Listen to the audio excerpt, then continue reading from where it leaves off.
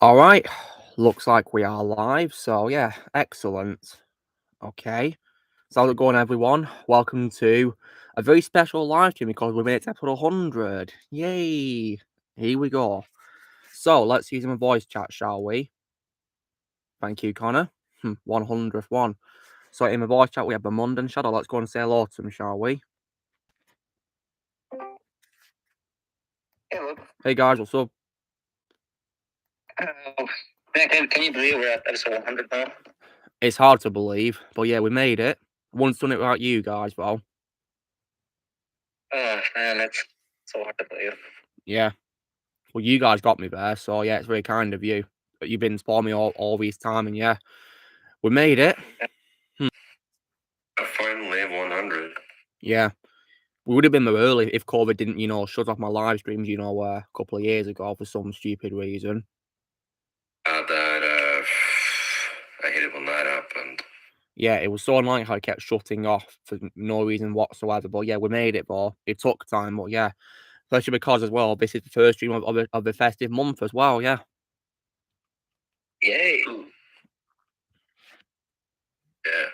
Yeah. And as you guys can probably tell, I'm in the festive mood because I'm wearing my Santa hat. And I also put up my tree yesterday evening as well, which was fun to do as well.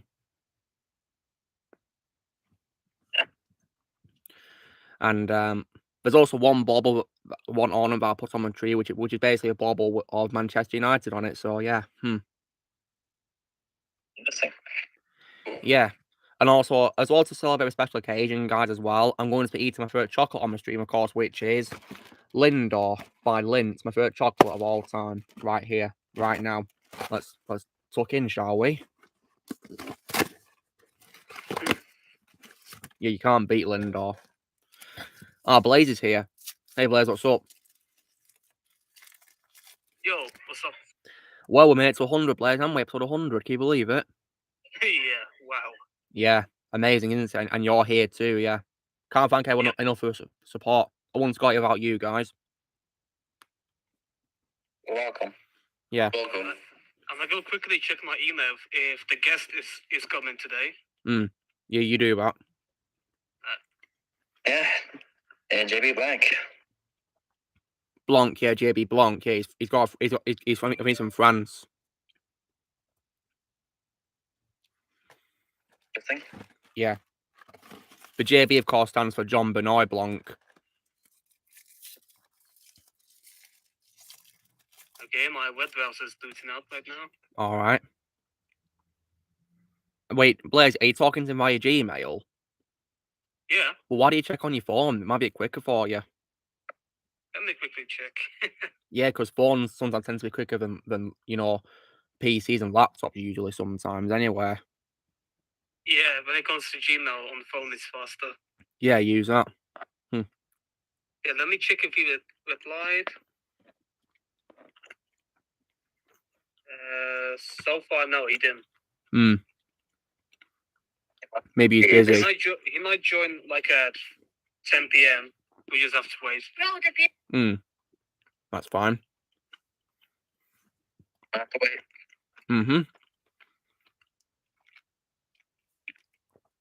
So yeah, but it would definitely be amazing if we had a special guest, and of course, yeah. Or if even my favorite YouTuber of all time would join me again for another collaboration, which would be pretty awesome, wouldn't it? Yeah. Hello to Nick and Knox with thanks, Nick. I appreciate that. I couldn't have got here without you guys' support. But yeah, and I also had a lot of fun because I unboxed this McFarlane's figure of Black Adam from the movie with his hood on. And yeah. I see you have your Christmas hat on. Well, it's a festive season, Blaze, so I'm wearing it for this month's streams, of course. Yeah.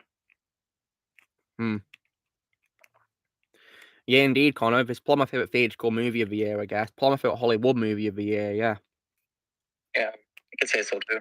But of course, my favourite movie overall, of course, being Tale on the Prairie. Damn, yeah. which thankfully is not made by Holly Woke, is it? No, it's not. Thank God. It's made for fans, of course. Movie companies should think about what the fans want these days. It'd make them generate a lot more profit than what we usually get if they did what fans want. Yeah, now look at Hollywood. Yeah, it's gone woke. Yeah, Holly Woke.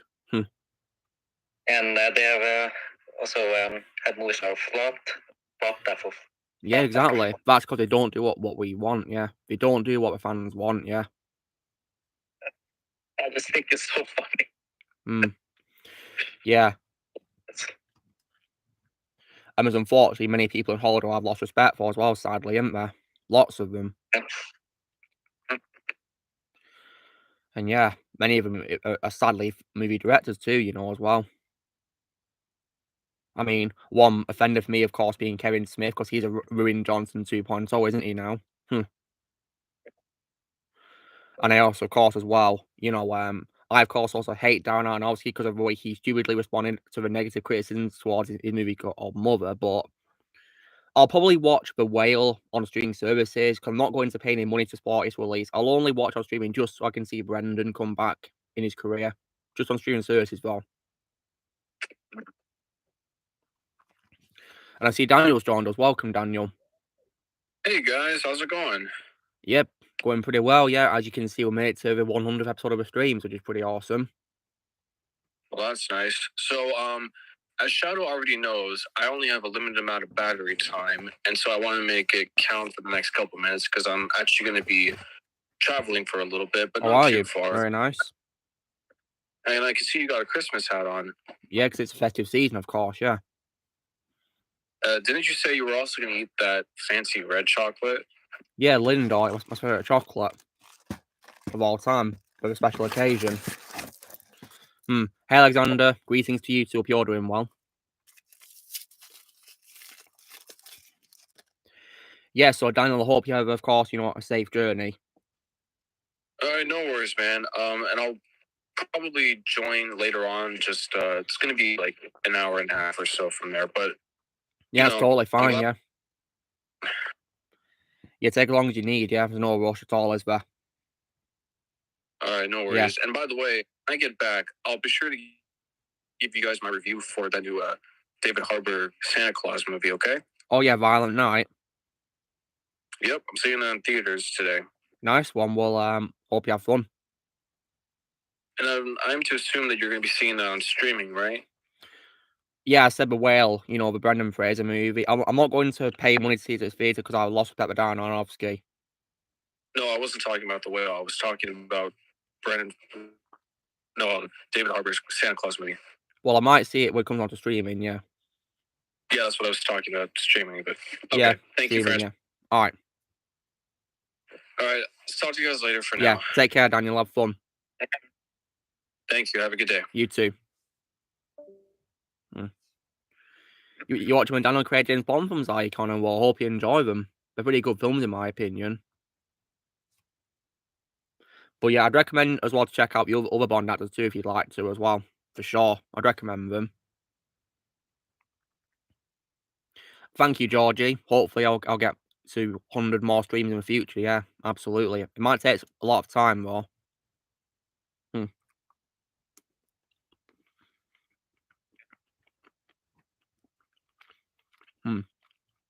Let's only hope we make it. I'm sure we will. Nothing stopping us, is there?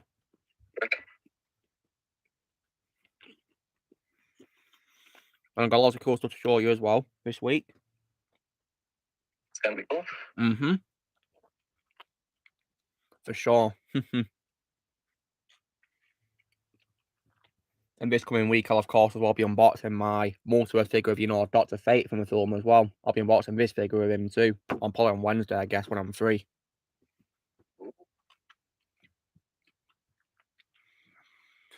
Because obviously during the week, I've got other things to do, such as, like, recording reactions and reviews and all that, and ranking videos. So I'll be ranking that down on Craig's films, actually, next, filming it for next Thursday. So, yeah, but Wednesday I should be free to film my unboxing for my Dr. Fate figure. Right. Yeah, sounds good. Yeah, Blue Yeah. Beetle. It better be good. I hope Blue Beetle will be good.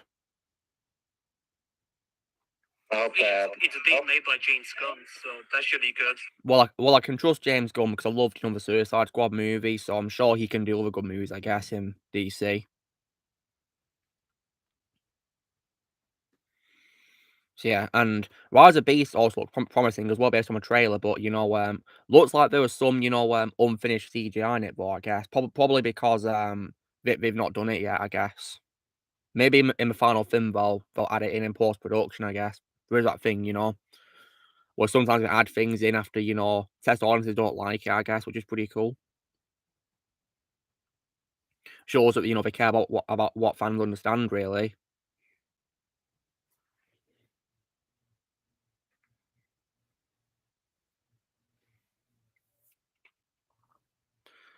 And I also hope that you guys enjoyed today's video saying why, in my opinion, Alita deserved a sequel as well. Yeah, that was very enjoyable, and 100% agree. Yeah, I mean, why it's not a sequel is beyond me.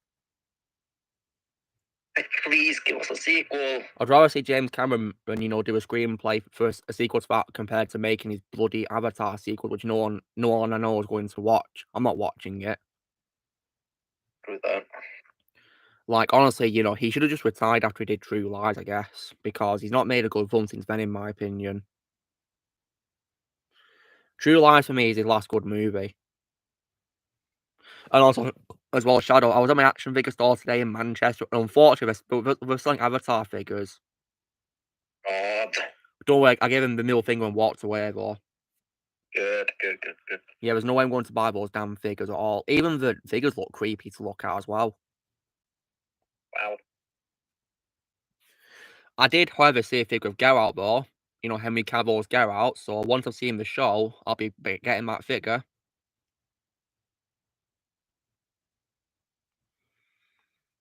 Because the next show I'm going to be watching after Mindhunter, Netflix original show, will be The Witcher, actually. So I'll be watching that. Mainly because of Henry, guys. Henry Cavill. But I'm almost done with mine, so I think I'll be done with it tomorrow, depending on how much time I've got to watch stuff. And then again, the episodes are quite long too, especially in the second season. Yeah, no, so I'm not watching Stranger Things, I'm boycotting Disney, and yeah, I've heard not really good things about it, so yeah, I'm glad I didn't see it. Yeah, Connor, in my video saying why Barrington didn't need a sequel, I will be ranting once again about that awful, fourth movie. Wait, did Shadow leave? What happened? Did something happen, Shadow? Connection issue. Oh, not again. I hate connection issues. Can't stand them. Yeah. Nice one, Connor. You gave it what it deserves. Oh, Lily's coming to say hello to us. Hello, Lily. Oh, Come here. Come here. Come on. She's climbing down the ladder. She's such a clever girl. Come here. Come on. Come on. Come on, sweetie. It's okay. I don't know what she wants to do. She's like, standing there. She's doing it. She's doing it. Come on, Lil. Good girl. Come here. Oh, here she is. Here's Lily. Thank you, Samek. Yeah, did you see her in Oxford? She's so cute. Yeah, she's absolutely adorable, isn't she, guys? See, sweet little Lily. What's up? Aww. Yeah, she's adorable, isn't she? They're saying hello to you in the chat as well, Lily. They love you. Yeah, it is definitely fitting that I have my cat on the stream on my 100th episode, right? Yeah, of course. Yeah. Wonder where Ozzy is. Is he late today or something, or has he got something to do? I don't know. Lily. Is he looking at? where he is. Yeah, please ask him, Shadow. You know, in case he's got like a delay or something that's preventing him from making it, you know. Lily. Aw. Aw. You alright, Lil? Hello. Okay, go on then. Huh, we love Lily. Yeah. I can't imagine one person who does not like Lily. I mean, what is not to like about Lily? I know, right? Yeah, nothing in my opinion.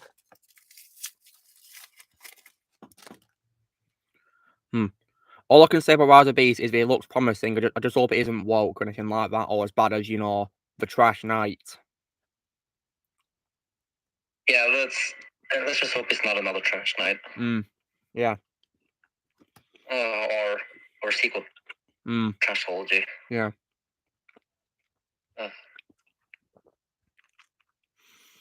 I mean, it does have a reason to exist because Bumblebee's ending, of course, sets it up with, you know, the Transformers arriving to Earth, of course. So it does have a reason to exist. It's not unnecessary, is it? So yeah.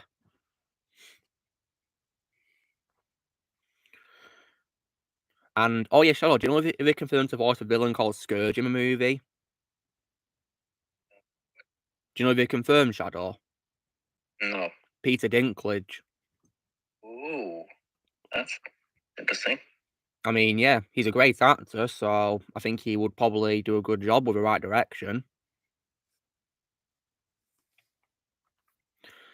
I just hope it's a better voice for his compared to, you know, Captain Gut in that fourth Ice Age movie. Yeah. Yeah. But I'm watching the movie as well, mainly so I can hear Peter Cullen, of course, come back as Optimus. Yeah, Yeah. that's the main reason I'm watching it. Yeah, you can't do Transformers without Peter Cullen. Just can't. You know, that's the reason why I didn't watch Earthspark either. And based on what Blaze told me about it, it looks like complete trash anyway.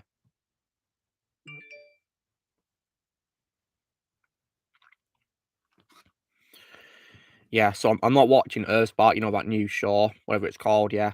Not watching it. Neither. I mean, like, the fact that they made Megatron good in the show, I was out. I was completely out. There's no way I'm going to give it a chance because they made Megatron apparently good. I mean, I was out immediately when... yeah, same. I wasn't going to watch it, but yeah. I was out immediately when your Colin didn't come back. Yeah.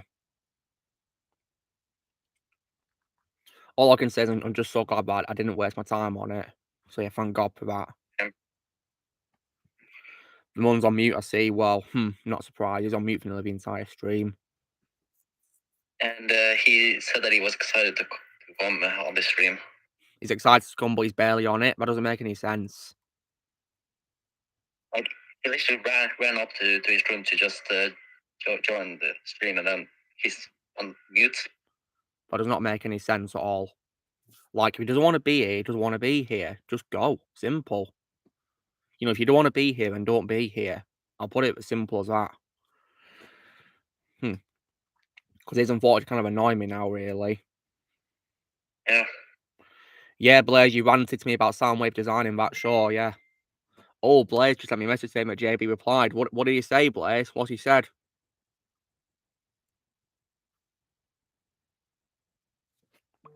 He wants the invite link. Oh, this is going to be exciting, isn't it? Ooh.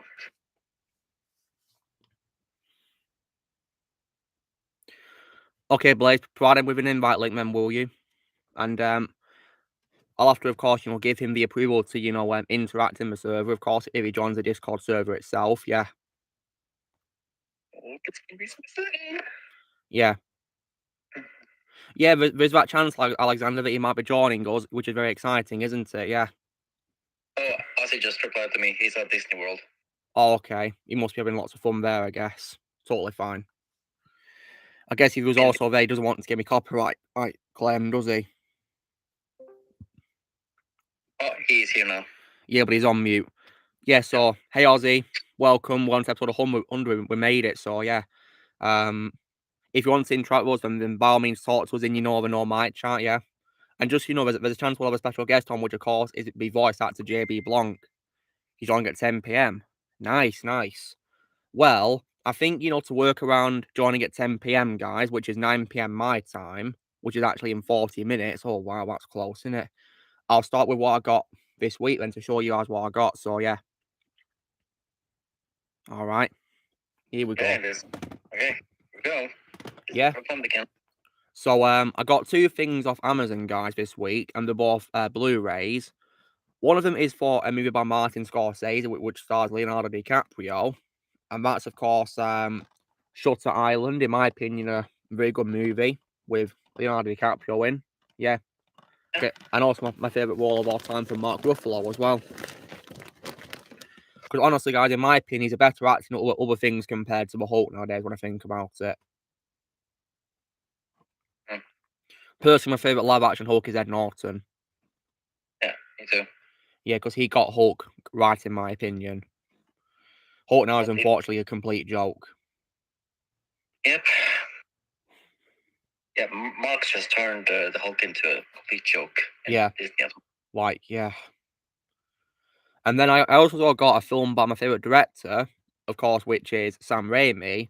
This might be my least favourite film that he's done so far, but I think it's, alright to watch. And as you guys may have guessed, it's, of course, a Disney movie, which, of course, is a spiritual prequel being Oz the Great and Powerful.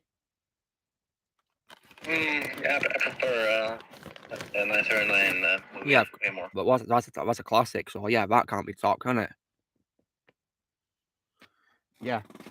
Then also as well... Oz the Great and Powerful is still alright. Yeah, it is. It's alright, really. But the worst part for me was probably Mila Kunis, I guess. Yeah, she's nowhere near as scary as Margaret Hamilton. I mean, guys, when she first appeared with her green skin and that, her black cloak and hat, right? I actually laughed, guys, right? I laughed when she appeared, right? I laughed. Yeah, I was like, what am I watching? Yeah, I just laughed when she appeared. It felt like a Family Guy cutaway gag, with Meg being the witch. Just think of it as a Family Guy cutaway gag where Meg's the witch. Shut up, Meg. Yeah. I did also get a good laugh at Bruce Campbell's cameo as well in the film. Yeah, his cameos are so funny. Really are. And then as well, guys, from Kex, I got 2 films on Blu-ray. One of them is for a Sony movie, right? And this is one which is actually made by, I think it's by stop motion as well. And this one actually involves pirates, guys, which of course is The Pirates in an Adventure with Scientists. Yeah, that movie's really good. Yeah, it's pretty good, pretty funny too as well. Has a third voice role from Martin Freeman as well. And the other cast is also great too as well. Then I also got a steelbook for a second installment in a trilogy, which actually stars Tom Hanks, guys, and it's for a trilogy directed by Ron Howard, actually, as well. Can you guess what it is, Shadow? The second installment to a trilogy by Ron Howard stars Tom Hanks. Yeah, the Da Vinci Code. Well, what came after it? I said second installment. Okay, the Angels and Demons. Yeah, well done. It's a steelbook of Angels and Demons. Yeah, so I got that. Then they also as well got a pretty big haul of PS4 games too, as well, from Kex yesterday. So, okay. And I also had Blaze on Messenger, recommending me what to get as well. So yeah, Blaze can also confirm this, can't you, Blaze? But you helped me out, didn't you?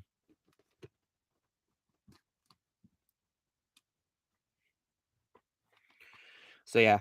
So first of all, I got a legendary edition for a video game franchise, which I thought to check out because I've heard good things about it, and I thought I'd get into it.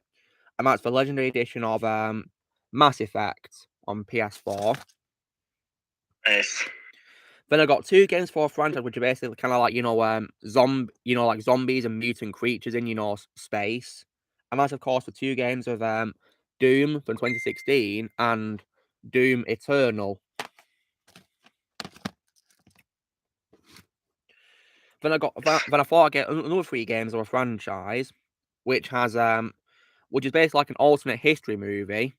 So of course, I got the games for Wolfenstein.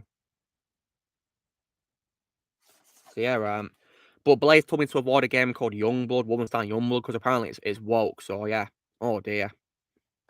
So thankfully I didn't get that game. Then I got as well a post-apocalyptic game, of course, which is in a series I got last week. I got the 4th installment to this franchise last week, and that's of course Fallout 76. Ooh. Interesting. Yeah. So I got that, and then I also got a sequel to another game I got last week, which is of course Blaze said the game apparently plays just like God of War, but like for other consoles as well as PlayStation. And this is of course a sequel, which of course is Darksiders 2. Oh, nice. Yep. And then also as well, guys, I then went to then I went to the action figure store that I go to called Forbidden Planet to get 2 figures, and these 2 figures are both from a DC game, of course, which is Batman Arkham Knight actually, and I was able to get a figure, of course, for the main villain of that game, of course, which is Scarecrow. So I got Scarecrow, guys, who is voiced, of course, by John Noble. It's probably my favourite voice role of John Noble. And then also as well a figure for a character who will then appear in a DLC for a game after appearing in the game where he's revealed to be another secondary villain. And that's of course one of the anti-heroes of all time, which is Red Hood. And yeah, now when it comes to Red Hood in the game, I didn't really like Troy Baker as in when he's unmasked because I thought he was, annoying in my opinion, pretty whiny. And yeah, I didn't really like him. But in the DLC, I thought he was much more tolerable and likable, in my opinion. In the DLC only, where you play as him. Personally, guys, my favourite, voice for Red Hood is Jensen Ackles from Under Red Hood movie. Yeah, same here. Yeah. Then, guys, as well, I also popped into the store called Hear My Voice, or HMV, what we want to call it, to get some other things too, Blu-rays.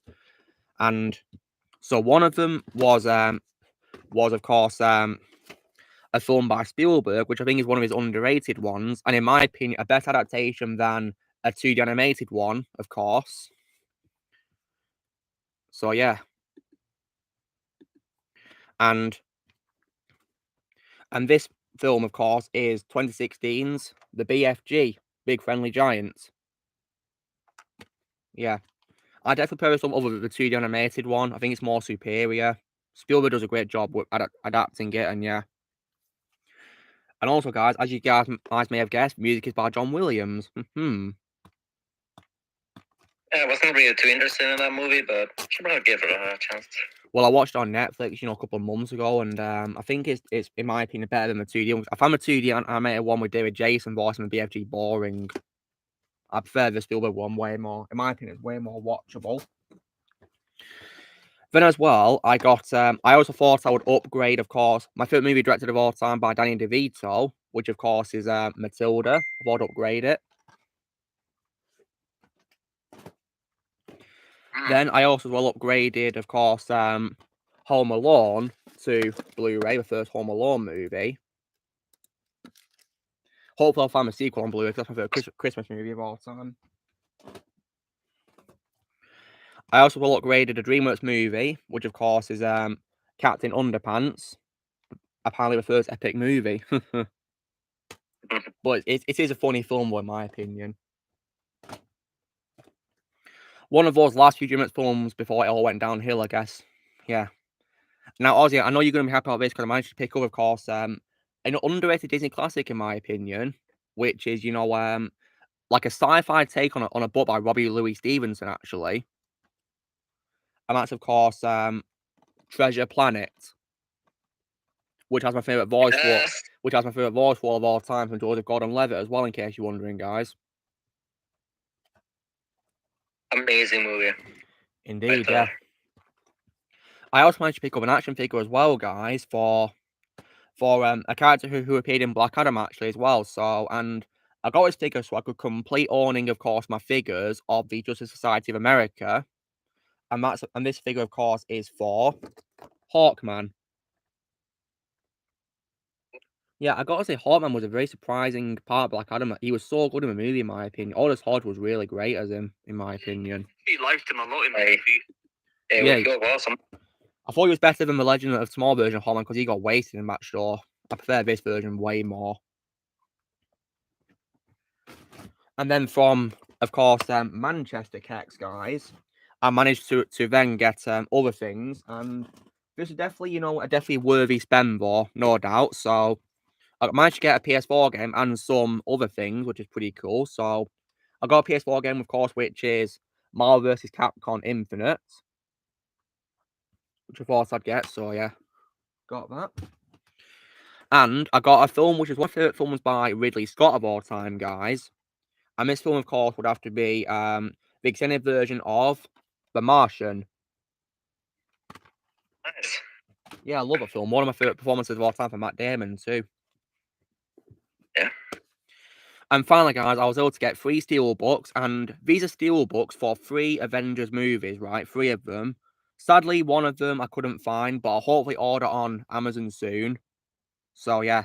Oh, hey, Liv. Welcome. So, one of them... So, the first one, Avengers film I got still was, of course, the first one. The first Avengers movie as a steelbook. Then also, as well, one of the best superhero films of all time, which, of course, is Infinity War as a steelbook. Yeah, I love this one because of Thanos. Yeah, love that. And then, of course, last but not least, guys, I had to, of course, get my favorite MCU film, of course, which is Endgame. So yeah, it's in like a big collection thing, as you can see here. Yes. Yeah. Let me just take it out of the packaging first. It's like, in it. It's like collection thing. There you go. There it is. That's how it looks. And yeah, I love this steelbook. I also love that movie. Yeah, and also, guys, it's where the MCU should have ended, as far as I'm concerned. Yes. Yeah. And now, guys, now there is also something else that I got, a couple of weeks ago as well. That I'd also want to show too, right? And yeah, this is something that I promised you guys I'd show for this celebratory Steam, because when I got my steelbook for Terminator 2 from Kex a couple of weeks ago, I also managed to get another steelbook too, right? And I showed everyone who's chatting to me right now what I got last week's after party after a stream. And so I'm also going to recreate a popular author who's gone viral thanks to the memes about him describing things. Okay, so yeah, here we go. Okay, so 3. Like, hold on a second, guys. Let me sort it. It's in like some sort of a packaging. So yeah. Okay. So 3, 2, 1. 2, 1. I had to reach up to get to a cherry on the top. There you go. A steelbook of my favourite movie of all time. Right here, right now. And also the best Marvel movie ever made. Well, it's my favourite movie of all time, yeah, so of course it's the best one to me. And I'm Spider-Man 2, and on the back, Doc Ock himself. On the front, you have like a 3D picture of Spider-Man, swinging his webs and all that, and then on the back, yeah, Doc Ock. And also, guys, this film I can also preserve because it comes with a protective cover as well, yeah. So I can preserve it. Woohoo. Result.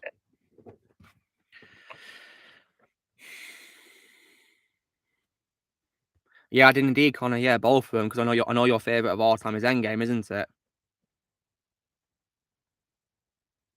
And yeah, I can't say blame because that's my favourite MCU movie. Same here. Yeah, and as I said, guys, it's where it should have ended. The truth and art of the MCU, and the other thing that came after was epilogues of being Far From Home and No Way Home, and that's it for me. Nothing else. Yeah, that's fine. Yeah, and anything that came after me is not canon at all. Just fan fictions that don't exist as far as I'm concerned.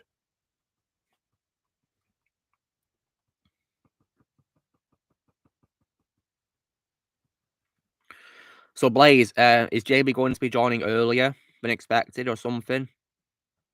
Because he's welcome to join when he wants to.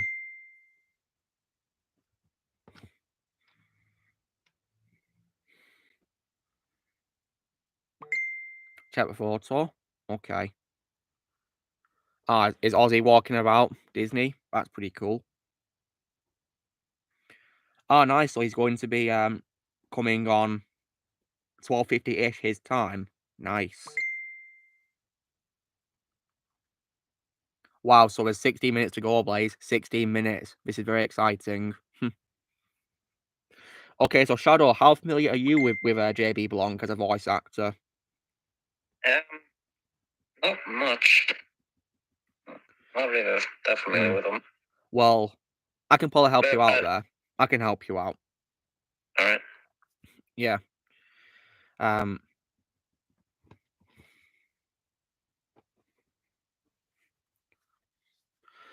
Yes, Ozzy, in case you're wondering, we're going to be most likely having a guest voice actor come on, which of course is with voice actor JB Blanc. He'll be most likely be joining us very soon. So yeah, how exciting.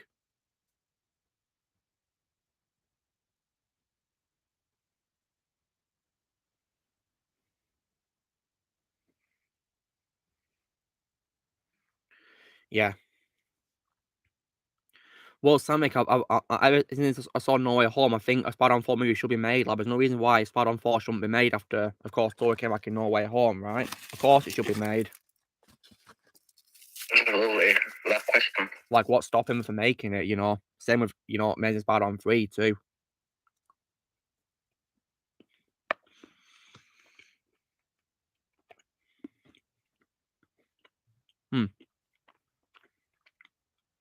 But yeah, I saw that new Indiana Jones trailer, and it's garbage. I saw it too, yeah, because I watched, you know, Drunk 3PO's reaction to it, and yeah, it's rubbish. Like, what the hell is that trailer?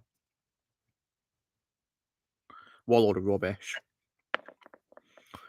I don't know why, Shadow, but I found the CGI on that trailer really ugly to look at. Like, what the hell is that CGI?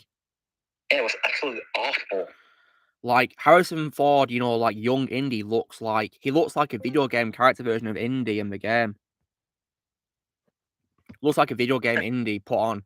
And see, Lucky Nerd's joined us. Welcome, Lucky Nerd. Thank you. Oh, hey, Lucky. Hey, I was just on Crispin Freeman's live stream.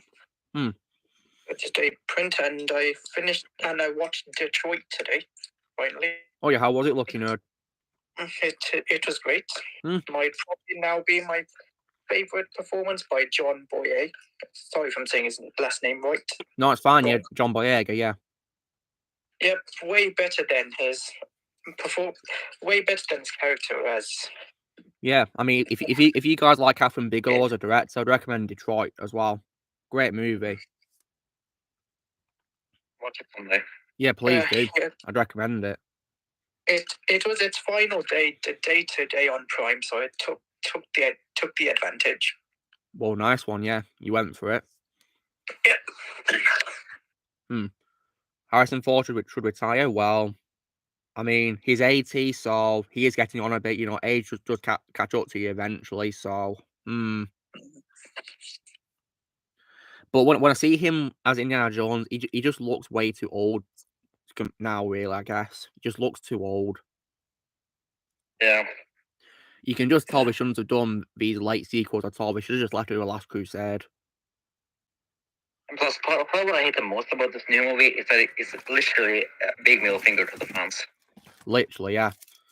And also, I don't understand as well, why isn't not even mentioning Marion, Indy's wife? Like, they got married at the end of Kingdom of Crystal Skull, you know, so where is she in this movie? Why are they not acknowledging Marion?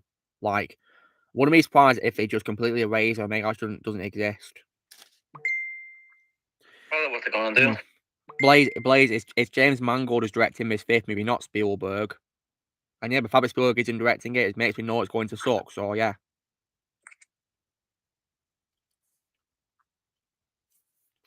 Yeah, well, Samik, his kid's absolutely unlikable in that movie. You know, Mort, he's so unlikable. You know, that's why I didn't like Kingdom of Crystal Skull that much compared to the original trilogy.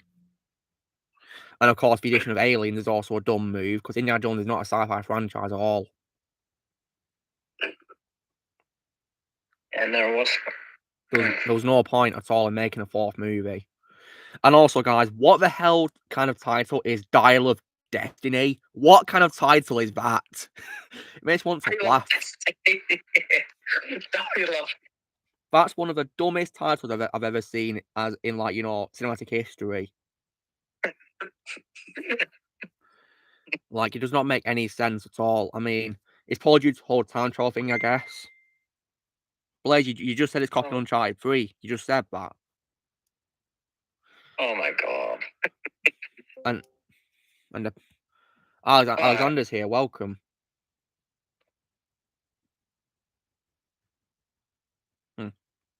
What's going on? Wait. Is there a connection problem or something again? That not be. Alexander? Yes. Hi. Hello. Can hear you. Yeah, Thank goodness for that. Yes. Yeah. Hope everything's going well with you, Alexander. So, more mins, right?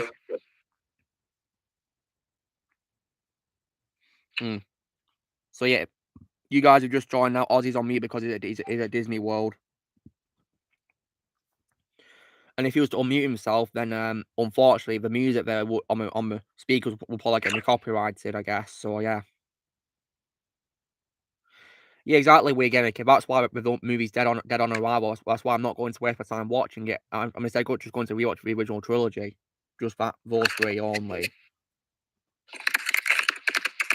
And yeah, I didn't even watch the trailer itself on the actual Lucasfilm channel. I just relied on Drunk 3PO's reaction to it, and yeah. Then I also as well watch, like Critical Drinker and Az's videos on the trailer as well. Yeah, the Drinkers video was hilarious. Yeah, he's really funny. Good old Will Jordan. He's so funny. Yeah, I watched the original trailer and I pressed this like immediately. Yeah, me too. Yeah. That's a very good nickname, Dark Pram. The dial for Lucasfilm to stop making Indian Star Wars movies. Yeah, please, just do that. Yeah. We shouldn't spend this fifth movie in the first place, and because it's not going to involve Spielberg or George Lucas, I know it's dead on arrival. It's going to be rubbish. The only thing I'm gonna do is listen to John Williams music, and that's it. Me too, because it's going to be apparently his final, movie soundtrack, guys. So I'll listen to it on a John Williams. And speaking of honouring people, guys, I also hope you guys enjoyed today's video, which I did in loving memory of Kevin Conroy as Batman. Yeah. Well, did you guys all see it? I take it. Yeah. Yes. I need to still watch it. Well, I hope you guys enjoyed. It's like 17 minutes worth of Kevin Conroy, so yeah, I did it for Kevin. I did a video for Kevin. I did a tribute for him on YouTube back. Yeah, that was very, very thoughtful of you, lucky nerd. Yep. I hope you enjoyed it, Alexander, as well. I did. And did you guys also love the edit I did at the end, where he, of course, I combined his takes of his catchphrase and he said it, with 3 different takes together. Yeah, I love that. Yeah. And I gotta say, guys, that I think it was one of the hardest videos I've ever made in my life, ever. Oh, see, Pat just joined us. Hey, would have joined earlier, but I had to have a meeting over my current editing gig, so I wasn't able to join right away. Well, that's totally fine. You're welcome to join whenever you want to, Patrick. You always are. Yeah. Just figured since this was the 100th episode, I figured I'd show up. Yeah, I can't believe I made it, but I wouldn't have made it without you guys. You're way too kind, Liv. And it was also partially because Alex was here too, and that doesn't happen very often from what I've noticed. Well, Alexander's very busy, so yeah, that's probably why. Well, I am, but I don't know. I think I'm pretty frequent. I just don't stay for the entire chat, but I think I pop in quite a fair amount. Okay, then that's probably why I don't notice it that often. Yeah, and in case you wouldn't, Patrick, we are going to be apparently getting a special guest on tonight, which of course is JB Blanc. Ah, all right. Yeah, I didn't know about that. Yeah, we can thank Blaze because he's one who's organised it for us guys, and yeah, he's going to be coming around in about 6 minutes, I think. So yeah, I guess. All right then. It of course depends on how busy he is. Yeah, kind of cool to have an arcane actor show up. Yeah, indeed. He was great in that show as his character. Yeah, really good.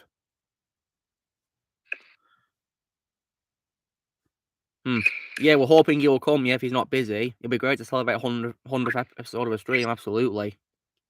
My favorite role of JB's is the Kingpin for me personally. He was good as Kingpin. It's a shame he was in that 2002 game of all games, weren't he? Yeah, because I hate that game. Can't stand it. Yes, and it's Bane. Yeah, I of course love him as Bane in Arkham Origins. I'm not really. That game's probably my least favorite Arkham game, but I loved him as Bane in that game. Because he got the voice right, in my opinion, yeah, compared to, the voice in the other games. Voice of Bane. Yeah, well, in the other games, he sounded literally like Hulk. Yeah, but thankfully in the Injustice games, where the Fred Tatasciore, gave Bane his accent to make him sound different to Hulk, thankfully. Yeah. He did it better in those games, and I do, of course, love JB Blanc as well as a character of Zinyak in Saints Row 4 as well. He was really funny as Zinyak. And of course, in live action, I of course love him for being in the Breaking Bad shows as that Doctor character as well. So when he comes on, I'll be asking him about that as well, for sure. I've got quite a lot of questions prepared for him, actually, so I'm quite excited. I've been preparing a few questions ever since Blade said the possibility he might join. Yeah, we'll all take it in turns, ready, so everyone can have their say, of course. Yeah, I'm also really. Okay, you go first. And I was going to say that JB Blanc voiced the character Prof in Fallen Order. That's exactly what I was going to say too. You beat me to it. That's of what course, I was going to say. He appeared at the beginning of that game as Carl's friend, didn't he? Mm-hmm. Yeah, he was great at that character. Yeah, it's a shame that he got killed by the Inquisitors, didn't he? Sadly, but he of course allowed Carl to escape, didn't he? Yeah, and he's also the voice of Kano in Mortal Kombat 11. Yeah. All the first guys, I prefer Michael McConaughey from the previous game as Kano. There's also Robin D. Downs from those Legends movies. Well, he's good too, yeah. And of course, my favorite live action one, boy, is of course Trevor Goddard from the 1995 movie. He's one who made Kano the character that he is, I guess. Yeah. Kind of hard to pick a favorite when most of them were pretty good. Yeah. Connor, I said on my review for Raiders Lost Ark, my favorite moment in the whole franchise is the convoy chase. I've already said that before. For any guys who are aware, but yeah, Connor, you probably not seen my reviews because you've not seen the films yet, really. You're looking Last Crusade later, so yeah. My favorite moment is the convoy chase in Raiders of the Lost Ark. One of the greatest action movie sequences I've ever seen, in my opinion. That holds up gracefully to this day. Yeah, Indiana Jones never gets old. The first three films, the first three films are timeless. I couldn't agree more. Yeah.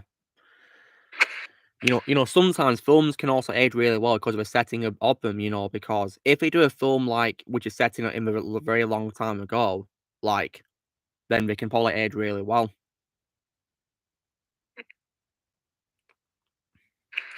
Oh, of course, other things that can date a movie, like special effects that look good at the time but have aged poorly.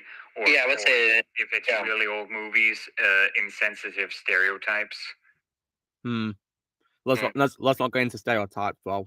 That's irrelevant. Well, yeah, of course, but that's just what I'm saying. It can cause some movies to age poorly, but as far as I'm aware, I don't think the Indiana Jones movies had that a lot. I haven't seen them, so I don't really know. That's why I said they're timeless, yeah, because they don't have anything that's dated. Yeah, I actually did see a episode of the Corridor Crew once where I saw how they did some of the effects in those older movies, and it actually really caught me off guard how they did some of the effects. Well, you can, of course, thank the amazing company behind it being Industrial Light and Magic, of course, yeah. Yeah.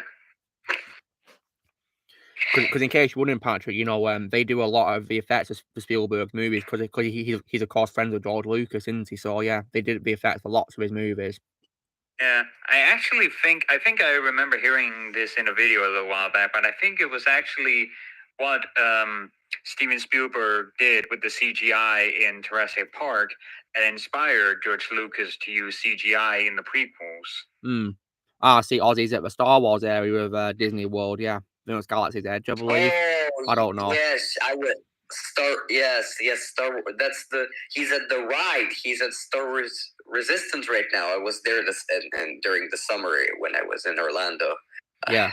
That's some good memories. Yes. Mm-hmm. Yeah. Well, Rex, I'm not watching Last of Us short. I'm instead going to play a video game on my PS4. Yeah, I would much rather just play the game. That's what I'm going to do. And to me, there's only one game. Yeah, but I'm not buying the sequel at all. Yeah, Blaze, 2 minutes to go apparently. How exciting is this going to be? Hey, Luke. 2 minutes to go. What is it, Patrick? What's up? You know that originally the dinosaurs in Jurassic Park were actually going to be done with stop motion? Yeah, I think I heard at some point they were considering that, but then they decided not to, yeah. Yeah, basically they were always going to use animatronics and puppets for the close-up shots, but for the wide shots originally, that was going to be stop motion, but Steven Spielberg didn't quite like it that much. Then he saw like the experimental first CGI tests they did, and was so impressed that he decided that's what we're going with instead. But the animators for the 3D stuff wasn't that good at animating animalistic movement yet. So the stop motion animators stayed on board and used kind of like this stop motion puppet that was like motion capture to animate the CGI dinosaurs with. How fascinating. It's remarkable how we do that. Really is. Those stop motion does take quite a bit. Quite a Take bit care, of Connor. time, though, Thanks for being here. while capturing different frames. Well, yeah, of course. Yeah, there's truth in that. Yeah, it does take time. I mean, because I've kind of done it before back in college. Hey, Badola, what's up? You enjoyed my Hound episode? Thank you. Well, I'm glad you enjoyed this week's episode of it. Yeah, it was an amazing episode. Thank you. I mean, did you guys also notice that I made a connection to the movies in this week's episode? Yeah. Yeah. Hope you guys enjoyed that. There were some people who have been a bit rude on the comments prior to remove, of course. I mean, there was unfortunately one person who I blocked on my Kevin Conroy video too, which actually really upset me. Because you know, that video was meant to be for Kevin, right? A tribute to Kevin. And someone who actually was also rude on last week's stream talking about The Boys Series 4 when I'm not watching the show, said he knows he completely forgot that I don't take requests on that I've already made this video, but on my video for Kevin, he commented saying, well, you could also make one for Mark Hamill as Joker. And I'm like, you know, why are you commenting that? That's completely irrelevant. This video is for Kevin. Disrespectful right there. And what he also failed to notice was I've already made one for Mark Hamill as Joker on his birthday. Yeah, it did. By the way, Luke, this is kind of unrelated, but what? It still has to do with that video. What? I saw that video. I think I spotted a mistake you might have made. I don't want to hear it, Patrick. I don't want to hear it. Okay. Yeah. You know, I don't care if I made mistakes or not, okay? I did it for Kevin, okay? I didn't entirely catch what you said there. Yeah, I don't want to hear about, you know, criticisms on that video, okay? I did it that video is only, I only made it with Kevin in mind, just Kevin. Okay. Yeah, honestly, it really annoys when all people talk about negativity on my goddamn videos. I mean, look, I don't care about the flaws in your videos. Thank you, Shadow. That's very kind of you to say. Same. I just watch them and enjoy them. Yeah, for what they are. Of course. I have no problems with things at all as well. So I only watch your videos and just leave a like and liking. Thank you. And also like the video. I do the same thing. Thank you. Yeah, I do the same thing, and I'm not that perfect myself. Same here. Yeah. Well, thank you. I was saying that my Hound series is getting you back into Transformers, yeah, because I made that series with the fans in mind. Okay, JB might be joining in a bit, or he's going to join later. Who knows? Oh, there he is. Okay, now tell him I've got to give him permission, to talk to us, Blaze. Yeah, first. Yeah. Okay, let me tell him. Okay. Okay, hang on a second. Okay, I'm going to give him the role. Manage. Edit roles. Trusted. And save. Okay, Luke, who's gonna talk first? You I understand. I'm going to have to introduce myself. We need to introduce, of course, to him. Make sure he feels welcome and all that, I guess. Yes. Because I think maybe we can sort of schedule it so that we don't interrupt each other and stuff like that. Well, I'll be, in charge of, and telling people, who'd like to go first and whatever. So yeah. Okay. Mm-hmm. So we'll just wait for you to mention our names? Yes. That's how it'll work, because we don't want to be constantly, talking, do we? Yeah, we don't want this to sound like people talking over one another in a political debate or something. Yeah, exactly. Exactly. Right, okay. Let me just check if, the vote's been given to JB Blanc now. I think he is, because he's blue right now. He's blue? Okay, good. So tell him to try and join us now, Blaze. Yeah, tell him to try and join us. Okay. His vote's not dated. Excellent. Saturday night chat. Okay. So hopefully JB will scroll down and see that we're in the chat waiting for him, and he'll try and join us. Yeah. Let's hope he does. Yeah. Yeah, hope so.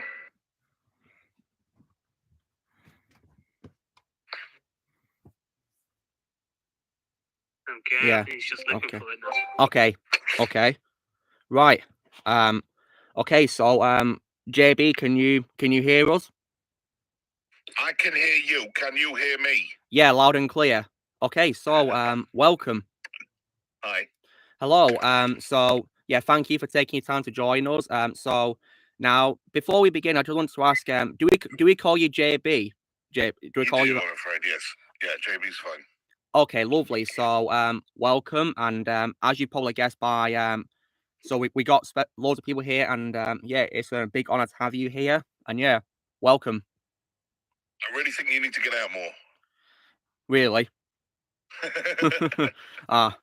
Well, yeah. So we got loads of people. What's that accent? Is that Manchester? It is, yeah. Thought so. Yeah, and yeah, and are you also you got some accent to me on you as well, JB? Yeah, well, I was born in France, but I grew up in North Yorkshire. Yeah, yeah. I think I read somewhere that you are originally from France, are you? But of course, you've grown up in the UK, haven't you? Right. Yeah, that's awesome. So now we've got loads of people here that have got loads of questions for you. So yeah. Now when it comes to me, JB, I've been exposed to you in your vocal career for in quite a lot of things, really. A huge amount of things, right? So many things. Yeah, and I think my favorite role that you've done in your voice acting career is probably Bane in the video game Batman Arkham Origins. Oh, same here. Well, it was very fun to do. Yeah, you definitely really nailed the voice for him right there. You really do. Thanks, man. Yeah, and you did a really great job with it, and I also, as well, really loved you a lot as the villain called Zinyak in Saints Row 4 as well. Yeah, he was a lot of fun to play. That was fun. Yeah, Zinyak was just such a funny character. He really was. Such a very entertaining character. Really was just so funny. Thank you, man. I'm glad you enjoyed it. Yeah, because I played Saints Row 4, and it was definitely a really fun game to play, and you definitely made it really fun as well with your voice work as Zinyak. Thanks, bro.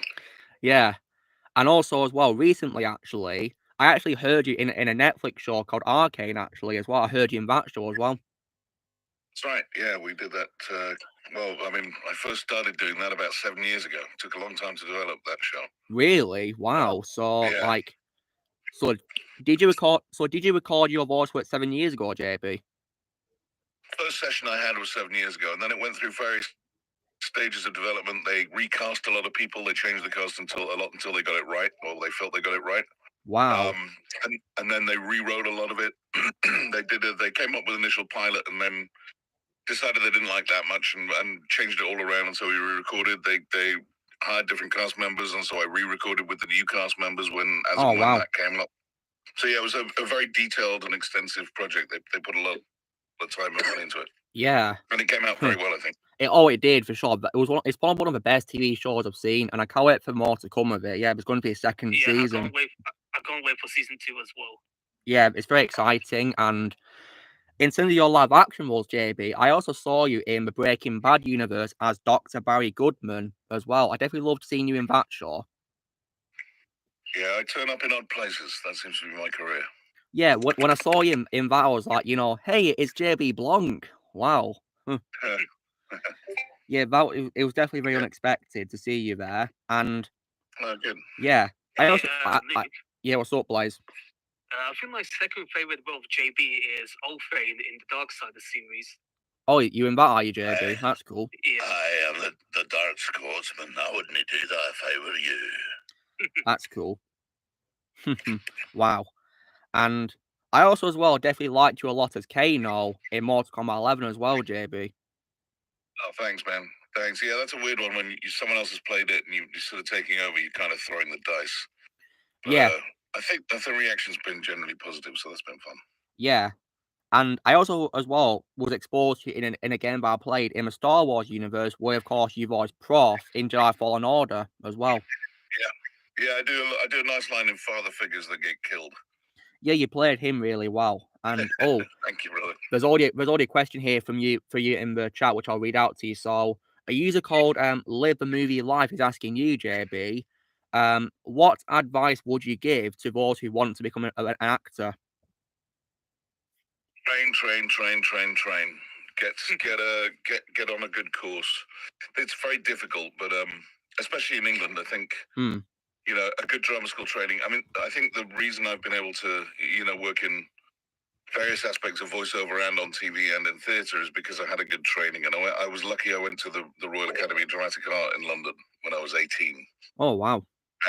And so that was a 3-year course, and it taught me a lot of discipline, a lot of being punctual, and a lot of the skills you need to sort of work across the business. And so that's the best advice I can give. And then if it's if it's not working out, it's okay to let it go. I've had a lot of friends who have. It's a very tough business. There's a lot of rejection. You gotta have a tough skin. And what I do doesn't take me 15, 20 minutes. It takes 30 years of experience. And that's, I think, the hard thing. I think, a lot of people want to know what's the inner secret. How did you get where you are, as though it was there was some sort of trick to it. And there really isn't any replacement for hard graft, really. It's just hard work and consistency and showing up on time every time, being reliable, not being a dick. That helps. Yeah. And also, as well, is it also true that you've directed games too, JB, as like a voice director? Yeah, I direct a lot of games. So the first game I directed was Shadow of Mordor. Oh yeah, I remember that game. Yeah, Lord of the Rings game, and I played a lot of orcs in that as well. Yeah, I think I heard you voice some of the orcs. Yeah. Yeah, you would have done. I did several orcs in that, and then I did the XCOM 2, Lego Batman 3 Beyond Gotham. Oh yeah. I did Mafia 3. And now I direct all of Blizzard stuff. So I direct Overwatch, World of Warcraft, Hearthstone, Heroes of the Storm, Diablo 3, Diablo 4. And then I direct Fortnite, and sometimes I direct for League of Legends as well. So it's I have a very busy life, which is probably why you were having trouble getting hold of me. I'm sorry about that. Oh no, it's fine. Yeah, we were very patient. We know that you, of course, very busy, aren't you, on your schedule? So yeah, it's absolutely fine. Yeah. Yeah, it doesn't stop. Actually, yeah, go ahead. It's about the voice directing. This is always something I've been curious about. When a voice director for a certain project does a role in the project themselves, is there someone directing you then in your stead, or do you just do that on your own entirely and just you do takes and be like, no, I didn't like that one, I'm going to redo that one. No, that one could be better. It depends. Sometimes I do. Sometimes I have to direct myself. But you get very used to that because you're constantly recording auditions from home, so you have to become your own director. and be your own critic a lot of the time, so you kind of get used to that. But sometimes there'll be other, like on Blizzard, there are a couple of other directors on any of the projects because they have so many properties going at any one time. I'm directing on about 5 or 6 projects for Blizzard right now, and so one of the other directors will sometimes jump across. And then at other times it's just down to me, and then sometimes we come across problems and like, oh shit, there's a character missing. I'll just jump in and do it. So it depends on the circumstances, really. Yeah, it's cool that you did like about 3 Beyond Gotham, JB, because I played that game when I was younger, and I definitely love the cast that you assembled in that game. And when it comes to a cast that you work with, how did it feel to direct Adam West as himself in the game? Oh, it was the best. He's a wonderful human being, and yeah, he was. Yeah. It was lovely fella. Yeah, he was, I think, 85 when I worked with him. Wow. And he couldn't be nicer or feel more lucky to be there, which was really refreshing. A lot of people do a lot of stuff in this business and they get jaded and they don't really want to be there sometimes. And my rule is always, if you've said yes to a project, give it 100%. Yeah. But, Adam was Adam's a legend, and he is. He said, that at the time he was supposed to become the next matinee idol. He was a kind of good-looking young man and was a sort of romantic lead, and then this role came along that he didn't really understand, that had a slightly baggy costume, and didn't really know much about Batman, and it changed his life. And he said, initially I was worried that it was taking me off course, and it became the greatest thing that ever happened to me. And so to meet someone who's 85, he's done it all, seen it all, been it all, and still loves it. That's heartwarming. That's great. Yeah, absolutely. And there's all. You're asking me your question, Blaze. If you've got one for him. Is it true that you played the Incredible Hulk in the 2008 game? Now then, which game? The Incredible Hulk. I think it's. No, I don't think I did that. I think wasn't that Fred? Yeah, I think it might have been Fred Tarshaw. Yes, Blaze. Maybe the sources were mixed up. I've done Red Hulk in something, and I may have done Hulk in a Lego game, obscurely, one of the smaller ones, I think. But no, I didn't do it in the main game, I don't think. Actually, according to the website behindthevoiceactors.com, you did voice Hulk in a pinball game, I think. Yes, I did. You're right. Yeah, that's cool. This is the problem: is that I've done something like 300 games, and usually the fans remind me of stuff that I've done because I've forgotten, which is terrible. But they keep me on track on what I've done in my career more than I do. I think you also was one of the people who did the growls for him in the Incredible Hulk movie. The movie I did, yes. Yeah. That's cool. They led me and Fred and a couple of other guys. There was that was probably the hardest voiceover job I've ever done because it was. Oh wow! It was just roaring a lot, and a funny story is that they at one point they wanted us to roar for like 14 seconds. And what happens is that your brain loses oxygen if you scream for that long. Yeah, of course. And so you actually black out, and both Fred and I blacked out doing the role. So we share that. He's a very good friend of mine, and both of us regard that as one of the toughest gigs we ever did. Yeah, Fred Tarshaw is definitely very talented, and he's also definitely a legend. Yeah, he's also a very, very nice guy as well. Very nice. Super guy. Yeah, he's one of my best friends. He's a great man. Yeah, he's my favorite Hulk. Yeah, mine too. He is. I don't think no one does Hulk like Fred. Yeah. If you can, JB, would you mind passing on a message to Fred saying that we here all love him? Yeah, absolutely, of course. Yeah, because I'm sure he'd really appreciate us, talking very kindly about him because he is a legend. Yeah, he's a sweet man. Yeah. Okay, there's a question from a user called Dark Prime, JB, asking what role of yours is your favorite you've played so far. Ooh. Well, 20 years ago I did it. 20 years ago I was doing theatre in the UK. Well, 22 years ago. And I'd done a lot of plays. I had a lot of training in theatre, and I did a lot of regional theatre, and ended up at the National Theatre for 3.5 years. And I did 2 Greek tragedies directed by Peter Hall, who started the Royal Shakespeare Company. And after that, I was kind of a bit tired and kind of over it. I was finding it tough to make money in theatre. And a friend of mine had a web design company, and he went and asked me to. He said, "Why don't you come and work for me? I'll give you a salary and a car." And like an idiot, I said yes. And I ended up doing that. I went into the corporate world for 2.5 years, and I hated it. I just didn't. It wasn't me, you know. I was good at it because as an actor, you've got to be adaptable and try and be good at whatever you're doing. You know, you have to learn a lot of different skills, especially in movies and television. And I got home from the office one day and I was miserable. I was just like, what am I going to do? I've lost all my contacts. I've lost my agent. I feel out of the business, and I've given up the only thing I really ever loved. And I was having this sort of crisis sitting on my couch, and the phone rang. I picked it up and I said, "Hello, hi, can I speak to JB, please?" Speaking. "It's Priscilla John. Do you remember me?" I said, "Yeah, I remember you." She was a casting director. She said, "You still working?" And there was a long pause. I went, Yes, I am. Yeah, I am. Why?"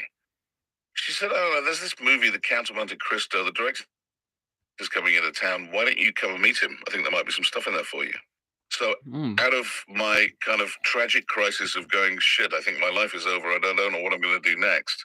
This phone call comes out of the blue. I met Kevin Reynolds. I got a role in the movie.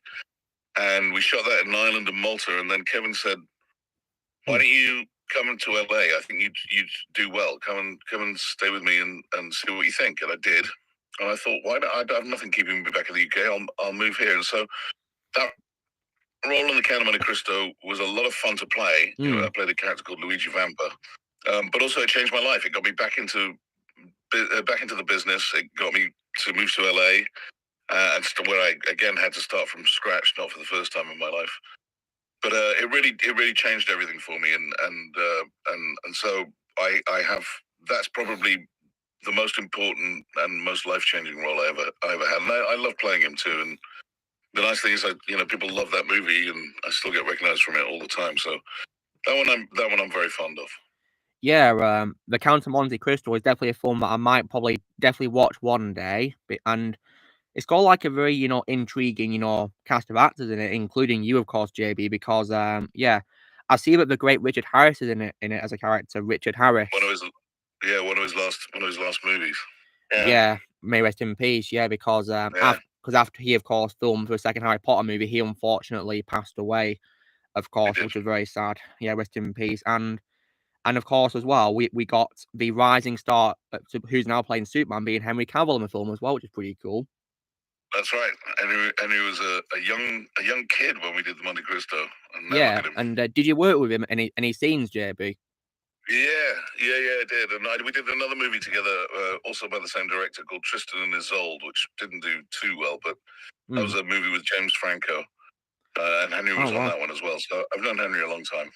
Yeah, he's awesome, Henry Cavill. Yeah, really awesome. Yeah, he's great. Yeah, and I also as well saw that you also had a role in the third movie of Pirates of the Caribbean as an East Indian clerk, JB, as well. I did, yeah. I was sort of friends with the casting director Denise Shamian, and she got me to come in and help with a couple of rehearsals and stuff. And then there was this one-line clerk in the game, and she said, "Do you want to do this? We'll pay you some money." And I was like, "Sure, you're lovely." I just had one line; it was tiny, but I put on a silly wig and some fancy costume, and just did the one line for the day, which was great. I did get to meet and hang out with Johnny Depp, which yeah. I actually really, really love him. He's a really, really good guy. He is, yeah. He's that movie. I didn't notice you at all. Yeah, you probably won't recognize me. It's so quick; it's really blinking, you'll miss it. But it's a scene in an office on one of the ships with Jonathan Pryce. Oh yeah, Jonathan Pryce. Yeah, it's really cool that you got to be with him. Yeah, he's also a great actor as well. Yeah. That's it. Yeah, fantastic. Yeah, and so yeah, I'll definitely see if I can spot. I'll see if I can spot you in the film when I rewatch it one day, JB. Absolutely, that'll be fun to do. So clean shaven with a face like a baby's bum. Oh wow. Okay, so Shadow is here. Have you got a question for JB, Shadow? Yeah, I was going to ask you, what inspired you to become a voice actor? Well, it wasn't inspired. It just kind of happened. I mean, I was a dedicated actor. I don't really like the term voice actor because I'm one of the rare ones that's worked in all different aspects of the business. And the one way you need the most acting skills really is voice work, because you don't really have any costumes, props, all the other scenery and stuff to help you. You've got to do everything with your voice. And so it's actually a very finite skill. And I get a lot of, sometimes A-list actors in the booth to do voice work on some of the games I do. And it's very difficult for them because it's a very different medium. There's a different energy needed. There's a different focus. There's a different kind of approach needed to doing it. I mean, I've been asked in interviews, do you ever do any legitimate acting? And it gets me really angry. So I'm like, voice acting is as legitimate as it gets, because it's much, much harder than people think it is. And I think, often we have writers or developers who have to leap in the booth and do a bit for scratch voiceover or whatever for the game when it's developing. And they're like, Jesus Christ, I don't know how you do it. It's so hard. And I think it's one of those things that it looks deceptively easy, but it's very, very difficult. And very difficult to get right. And then, the sheer range of genres in games and in animation, it's so broad that really you never quite know what you're walking into when you walk into a session. Video games are very secretive, so you know very little about the character before you walk in. You've never probably seen the script. You're reading it for the first time in the booth, and you've kind of got to deliver immediately. When I did Bane in Arkham Origins, I turned up to the session. I remember having done some sort of audition for something, but I didn't know what game I was playing, and I didn't know what role I was playing either. So I walk in there, and I walk in there, and Troy Baker and Roger Craig Smith are standing there. I'm doing a session with them, and I'm like, "Hey guys, they're old friends, known them a long time." Yeah, but cool. I'm like, So what's this game? And they're like, "Wait, you don't know?" I'm like, "No, I've no idea." And they said, "Oh, it's Arkham Origins." Oh, well, that's great. What am I doing? And they went, you're Bane. They didn't tell you. I was like, no one told me anything. So this is where the skill set comes in. In the first 10 minutes of that first session, I've got to make some character choices. We've got to develop the voice. We've got to find out who the character is in 10 minutes. And I'm going to be playing that character on and off for maybe a year, coming in and out and doing bits and bobs as things get rewritten and revised. So we sort of had a chat. They handed me some old Secret Six comics and went through some of Bane's origin story. Grew up on a prison island off Cuba. We'd like to go Latino, but the thing about Bane is he's a big giant brute, but a very, very well educated man. So we had to find this. I had to sort of drop the voice into here, where he was really very strong, but he spoke at a pace that was intelligent, Wow. And so we had to sort of formulate that, but in a very short period of time before you do the session, really not knowing anything about the game or what the style of it is or anything. So you're kind of playing a bit fast and loose in games. It's the good news is that it gets easier and easier the further you go along, because experience and instinct kind of kick in, and your instincts get sharper and you get better at it, hopefully. Yeah. Yeah. I got a question for JB. Yeah, go ahead, Blaze. Yeah. From all of your voices, JB, which one, in your opinion, is the most different you ever did? I think for me, I have to say El Ferrete from Super Street Fighter 4. Yeah, probably one of the most racist roles I've ever played. Wait, what? Guacamole! Yeah, he was a bit out there. They're all. You try and do something different and original with everything that you do, but there are ones that I think Zinyak was quite extreme. I love doing Commander Blisk on Titanfall 2, and now in Apex as well. He's a sort of South African mercenary, and the South African accent is a difficult one to get right, and that's a lot of fun. I like stuff that is challenging, that is, that has a big problem that you got to solve, and that's where the work gets really interesting and fascinating. So almost the harder it is, the more challenging it is, the more fun it is to arrive at something that people respond to. Mm-hmm. Oh, wow. Luke, may I also ask my questions? Of course, yeah. JB? Go ahead, ask him a question. Yeah, go for it. Yes, right. So first of all, I guess I should introduce myself. My name is Alexander.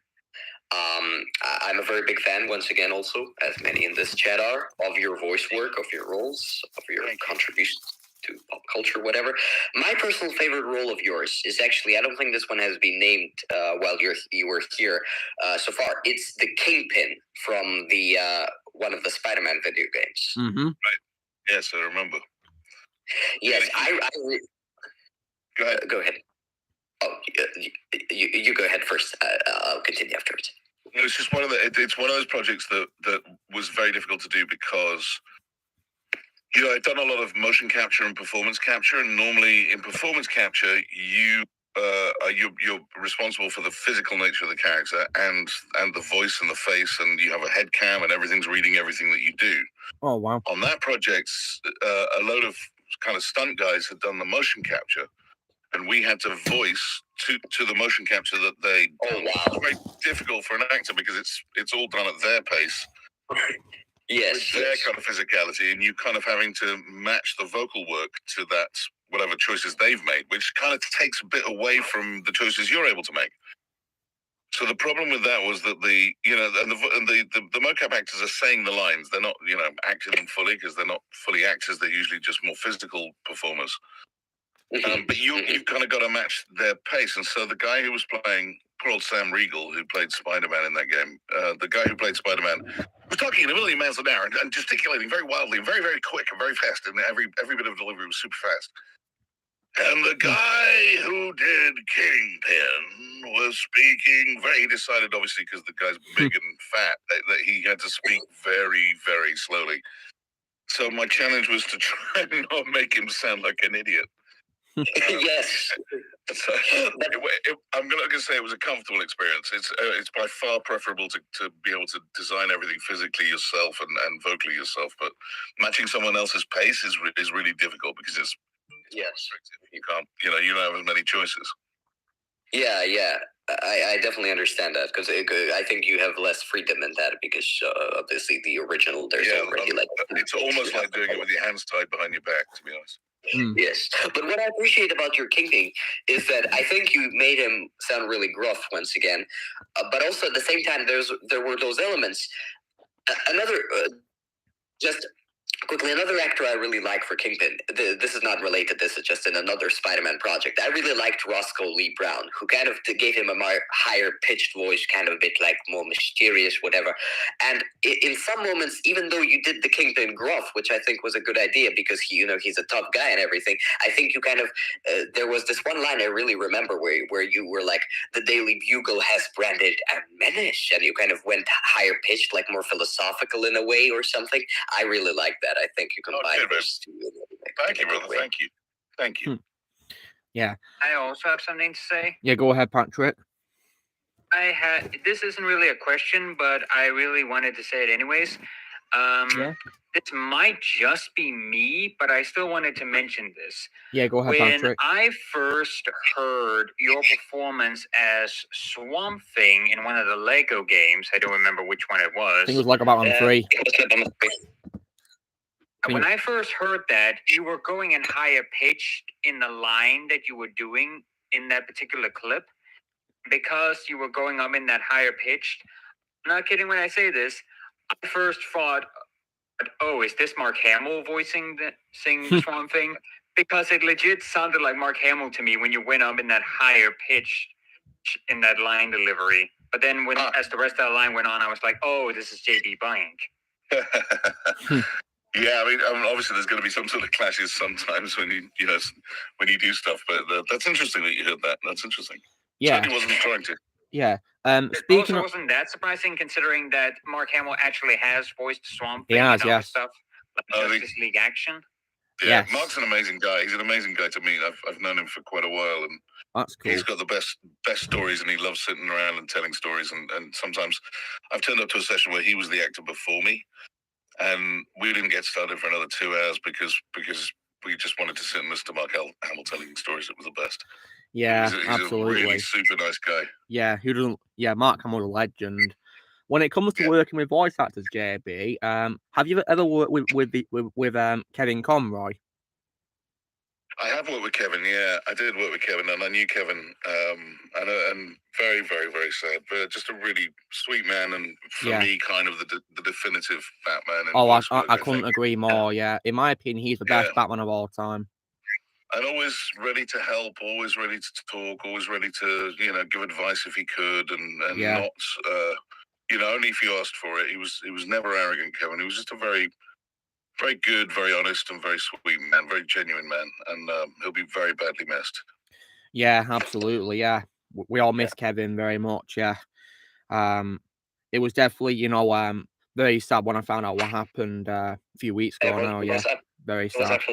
It was absolutely heartbreaking. Yeah, it was. He was. It was, and people knew. I kind of vaguely knew he wasn't well, but he didn't make a meal out of it or anything. It was all very quiet. Not a lot of people knew. Yeah, I didn't have a clue. It's very tragic. It's very sad. Yeah, and so yeah, and when it comes to there's a question as well in the comments asking you as well, JB. This is a user called Backdoor that's asking, did you start doing voice work for like anime dubs? Yeah, so when I came over because of the Count of Monte Cristo, and I arrived in LA. I went via New York to see friends and did a bit of touristy stuff in New York, including I went up one of the Twin Towers and did the Circle Line, the boat around Manhattan Island, and went to the Met and went to the galleries and stuff. That was September the 1st. I left New York and flew to LA in 2001. So 10 days after I arrived, 9/11 happened.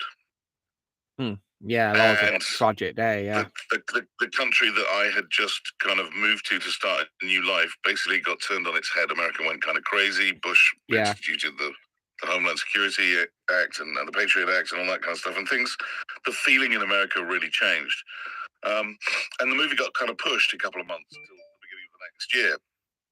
Understandably enough, and I was like, well, what do I do? Do I go home, or what do I don't know what to do. I was sort of at a bit of a loss. And then a friend of mine said that she was working on one of my oldest friends. The only person I knew in town was a woman called Victoria Harwood, who's one of my oldest friends. I've known her now 36 years or something stupid. And she said that I'm doing this job. I didn't know this was a thing. They dub Japanese anime into English. And it's kind of crazy. It's about vampires, but they need lots of British voices. Why don't you come and meet the guy, and maybe there'll be something in there. And that was my first ever voiceover gig, and it was an anime called Helsing. Well, I watched that this year. Yeah. And so I did a sort of Cheddar Gorge priest at the beginning, and then I played Enrico Maxwell for the rest of the series.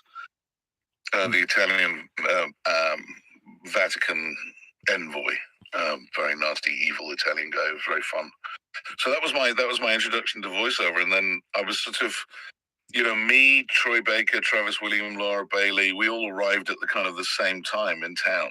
Them from Texas and me from the UK, and they all were kind of starting in anime. So it seemed like a good place to cut my teeth. When I realized that voiceover was an option, I didn't really, I wasn't really that aware of it or how it worked. And I was just kind of in the right place at the right time when games were kicking off, and someone thought I was doing a good job, and one game led to another, and it kind of lifted off. And then there was a sort of explosion in game VO that I was in the right place at the right time to catch. And so, in many ways, I don't like the word lucky because it sort of takes away from the effort and hard work you put in. But in many ways, I was lucky, and I was lucky to meet the right people. And one of the best people I met was Troy, who, I was doing I was booked on a sort of it wasn't a dub, but they were translating an Italian series called Gormiti into English. And we were doing a group records where you have all the actors in the same room recording at the same time. And Troy was standing next to me, and we were doing some lines and stuff. And he looked at me and he went, "Oh, you're really good. Who are you?" And I said, "Oh, I'm JB." He said, "I'm Troy." And he's, "How long you been here?" We got all that chit chat out of the way. And he was like, "Do you know this guy, so and so, this one, and this guy, and this guy?" And I was like, "No, I don't know any of those people." He said, "Oh, they're all good directors in town. I'll introduce you," which was incredibly generous of him. And so, a lot of the start of my career, you just meeting up with those directors, what kind of galvanized that and got it moving was Troy, recommending me, which was very, very sweet. And we've been friends ever since. Yeah, Troy is a legend, and actually as well, JB, I'll also be hearing him tomorrow because I'll be starting to play The Last of Us tomorrow, which will be fun to do. Yeah. Oh yeah, you'll enjoy that. Yeah, I've heard great things about it. Yeah, go ahead, Patrick. So JB, something I actually noticed while I was looking up Helsing, I actually noticed there's another actor who also played a bit part in the Pirates of the Caribbean movies who was also in the dub for Helsing. That's Isaac C. Singleton Jr. Yes. Isaac Singleton, yeah. He was in the first film, yeah. That. He was in the first part of the game film, yeah. One of Barbossa's crew in the first movie. Yeah, he did. Right. Yeah. Yeah, there's a lot of crossover, man. It's a small world. Yeah. I'm surprised that it's a non-union dub. Sorry? I'm kind of surprised that is a non-union dub. Yeah, it was a non-union dub, so I wasn't even a member of SAG at that point. And it's a shame because they've revived Bleach recently, and I did a few characters in Bleach, and they came to me and asked me to do it, but I can't do it because they're doing it non-union. So there's a lot of actors who were in the original Bleach that haven't been able to take up the new work because they've decided to go non-union to save money, which is a shame. So I'm getting a lot of like, why are you in Bleach, man? Why did you turn it down? Why did you say no? And it's not my fault. There's nothing I could do. Yeah, nothing I can do about that. You sure voiced a lot of characters in Bleach. Well, you put a series on for like 15 years, there's going to be a lot of characters you're going to have to play. It was an enormous project. It went on forever and ever.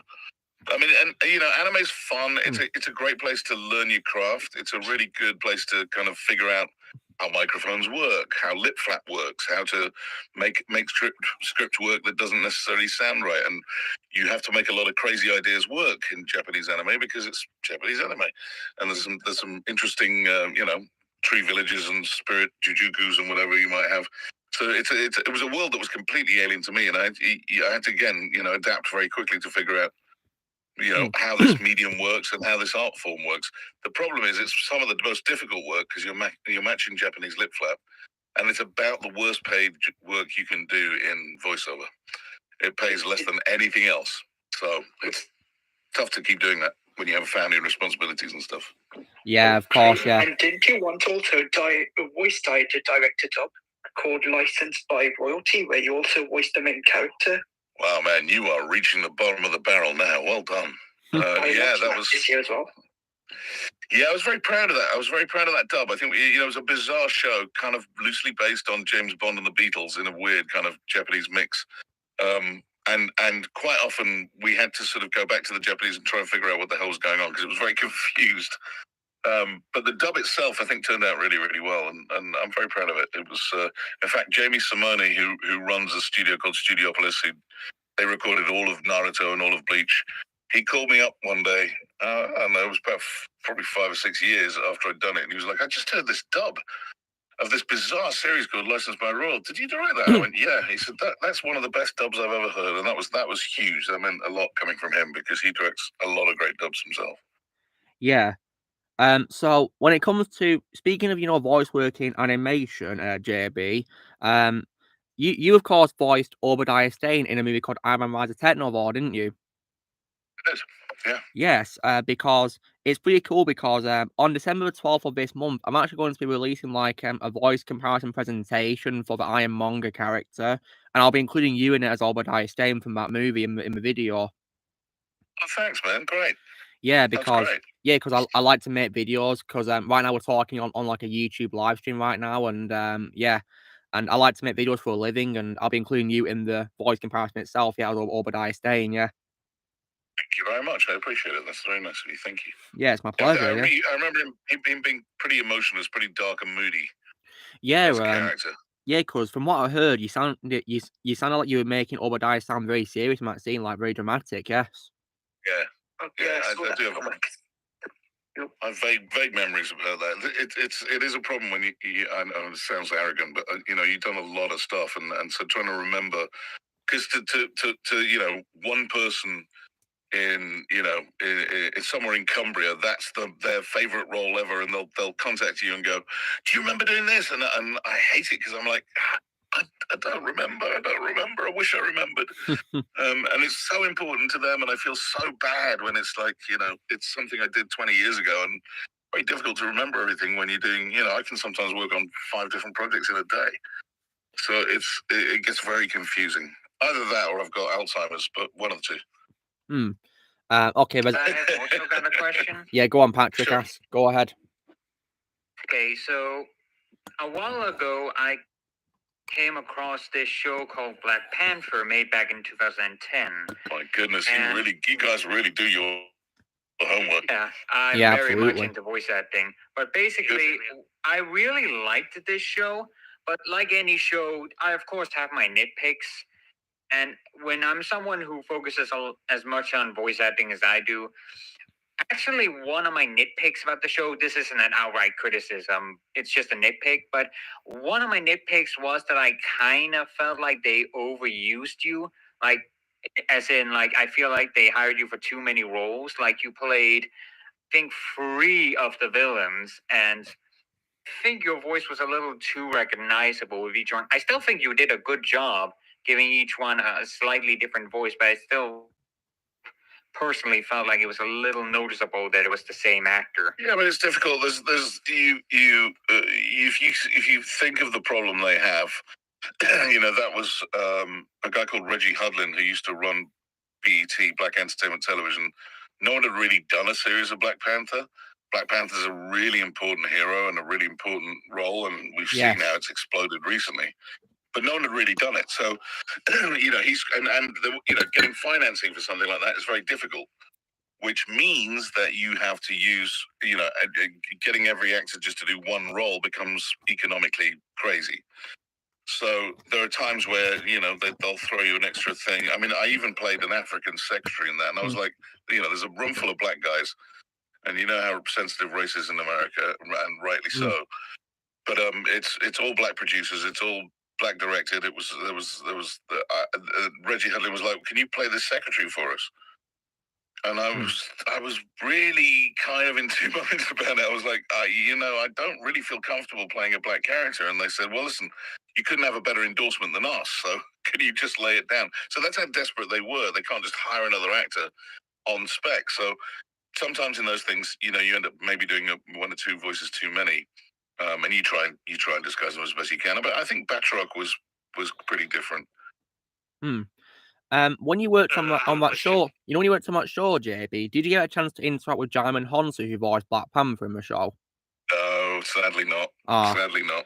Yeah, that's a bit of a shame because I thought he was brilliant in that role too. Yeah, I think he's an underrated actor who deserves more attention because I think he does he's a great job. He's a phenomenal actor. Yeah. Yeah, absolutely. I'm not quite sure what happened because there was a while there where he was in absolutely everything and was killing it, and then it sort of slowed up. But I think he's a phenomenal actor. Yeah, he is. And he was in Guardians of the Galaxy, wasn't he?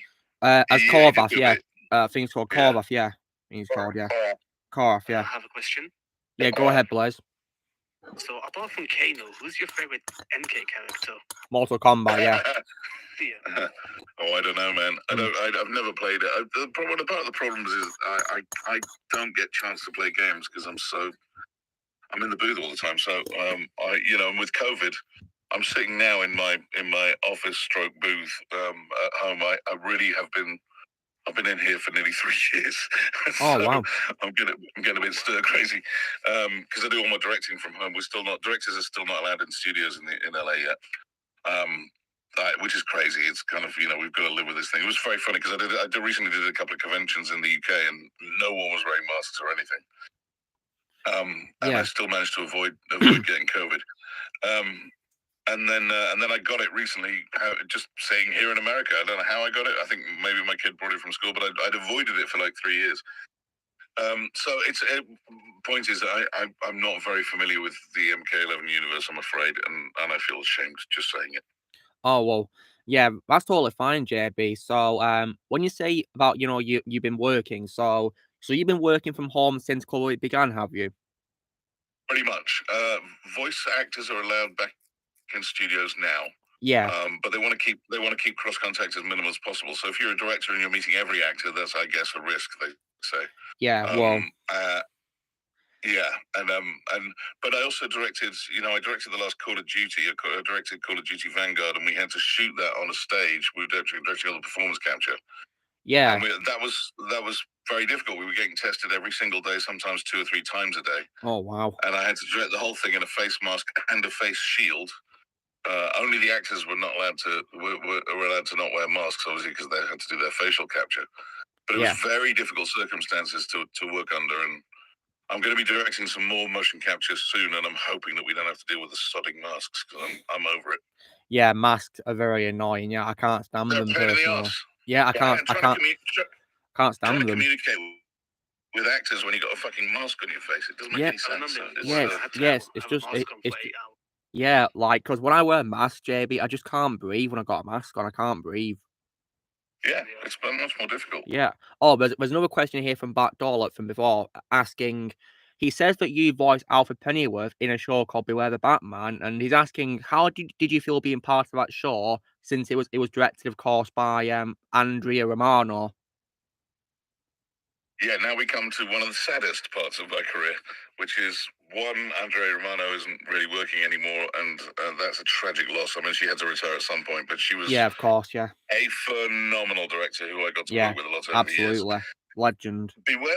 I loved Beware the Batman, because it was a different take on Alfred that no one had really done before. In fact, they kind of used some of that for the character in Gotham, where he was a bit more of a tough guy. And it's just a shame. It was a sort of set of circumstances. It was on Cartoon Network, and they at the time were sort of saying, young adult animation is kind of dead. We're going to move everything much younger. And they sort of, Green Lantern, the movie, had not done very well, and Green Lantern, the series, got canned, and that was a very good series too. And it was basically because, and this is where the kind of mercenary money-making aspect of the business comes through. They had warehouses full of toys that they couldn't sell, and ultimately animated series have sort of become about selling toys, and anything that sort of commercially interferes with good quality work it makes me sad, because the work, it doesn't matter how good the work is. If they're not selling toys, they're going to can the series. So we did one season of Beware the Batman. The cast was epic and super fun to work with, and they're all still very close friends. It was directed by Andrea, who's a genius. Yeah, she is. And where the story was going to go was absolutely fantastic. I went into the sort of magic Bible room at one point over at Warner Brothers, where we recorded, and they had the whole storyline, up around the walls, and you could see the sort of sequence of events as it was going to unfold, and it was going to be really brilliant. So it's interesting. Recently, I've got a lot of messages from people saying, "Beware the Batman, man, that was a great show." Yeah. You always have your detractors, because it was CG, and people hate CG.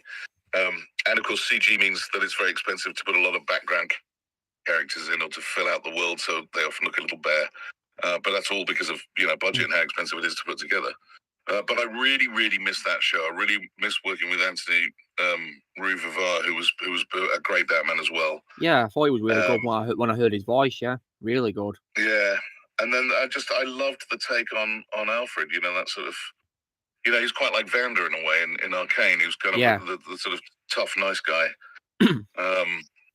And the writing was excellent, and I loved it, and I was very sad to see it go. Yeah, it's a shame. Yeah, and I also as well see that you work with an actor called Kurtwood Smith, who played Commissioner Gordon in that show as well, which is pretty cool. He did, yeah. I stayed friends with Kurtwood. He's a lovely guy. He was on that 70s show for years, and he's had a hell of a career. He's done tons of stuff, and he's a super nice guy.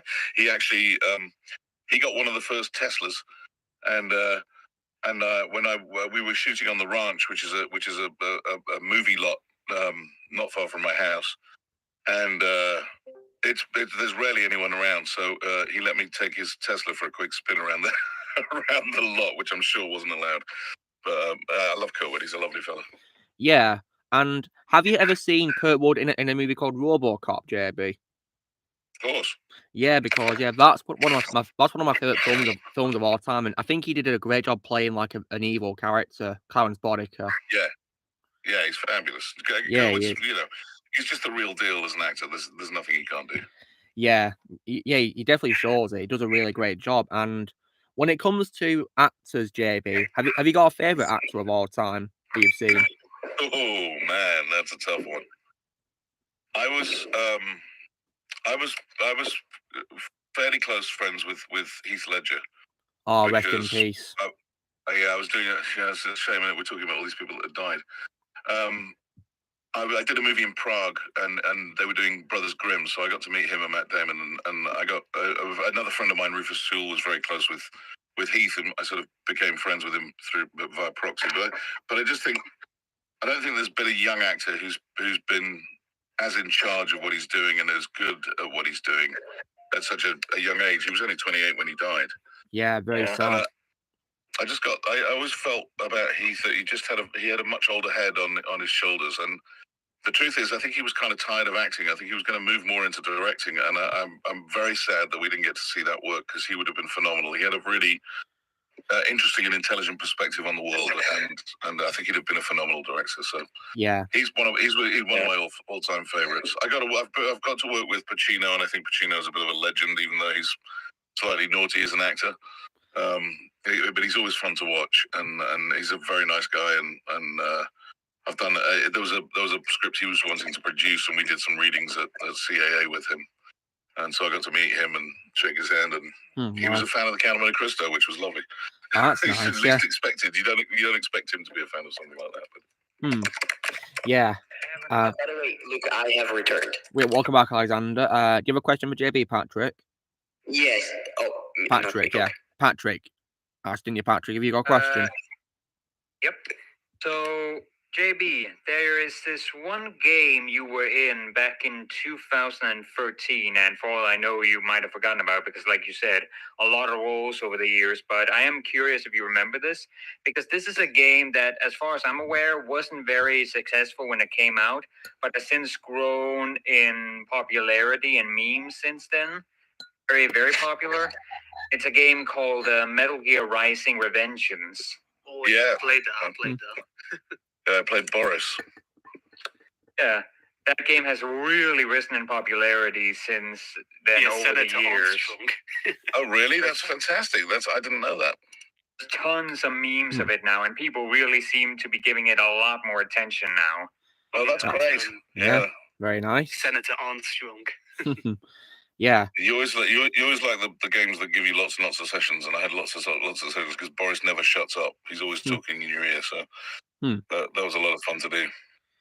And speaking of other things when it comes to your favorite things, JB, have you got a favorite movie of all time? Oh, it's difficult. That's always a difficult question. I love The Big Lebowski. Oh yeah, that's amazing. Movies of all time. Amazing movie, yeah. I love Casino. I love Goodfellas. Oh yeah, Goodfellas is one of my favorite ones of all time. Goodfellas is one of my favorite movies. So I'd say those are they're getting up there. Yeah. But I mean, it's there's so many broad films. I like different films for different reasons, for different, for their different genres, for whatever, it's always been a huge influence on my life. I think the film that, when I first realized that acting could be real and gritty and dirty, was a film called Midnight Cowboy, which is a film from 1969. And it's John Voight and Dustin Hoffman. Dustin Hoffman plays a cripple, Rizzo Razzo, and it's an incredibly beautiful movie. But it shows New York in the 60s as a sort of gritty, dangerous, dirty, threatening place, and it's a fantastic film.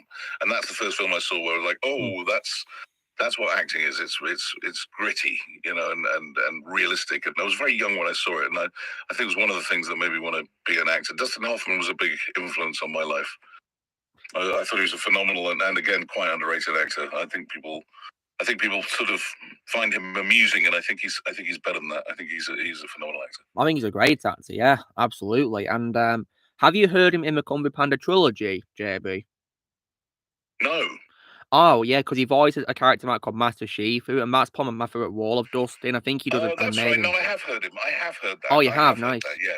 Yeah. I've done a couple of Kung Fu Panda series myself. Oh, you've worked on that. That's here's pretty actually a fun fact. Your friend Fred Tatasciore fills in for him in some of the games and shows. That makes sense. Yeah, that makes sense. Yeah.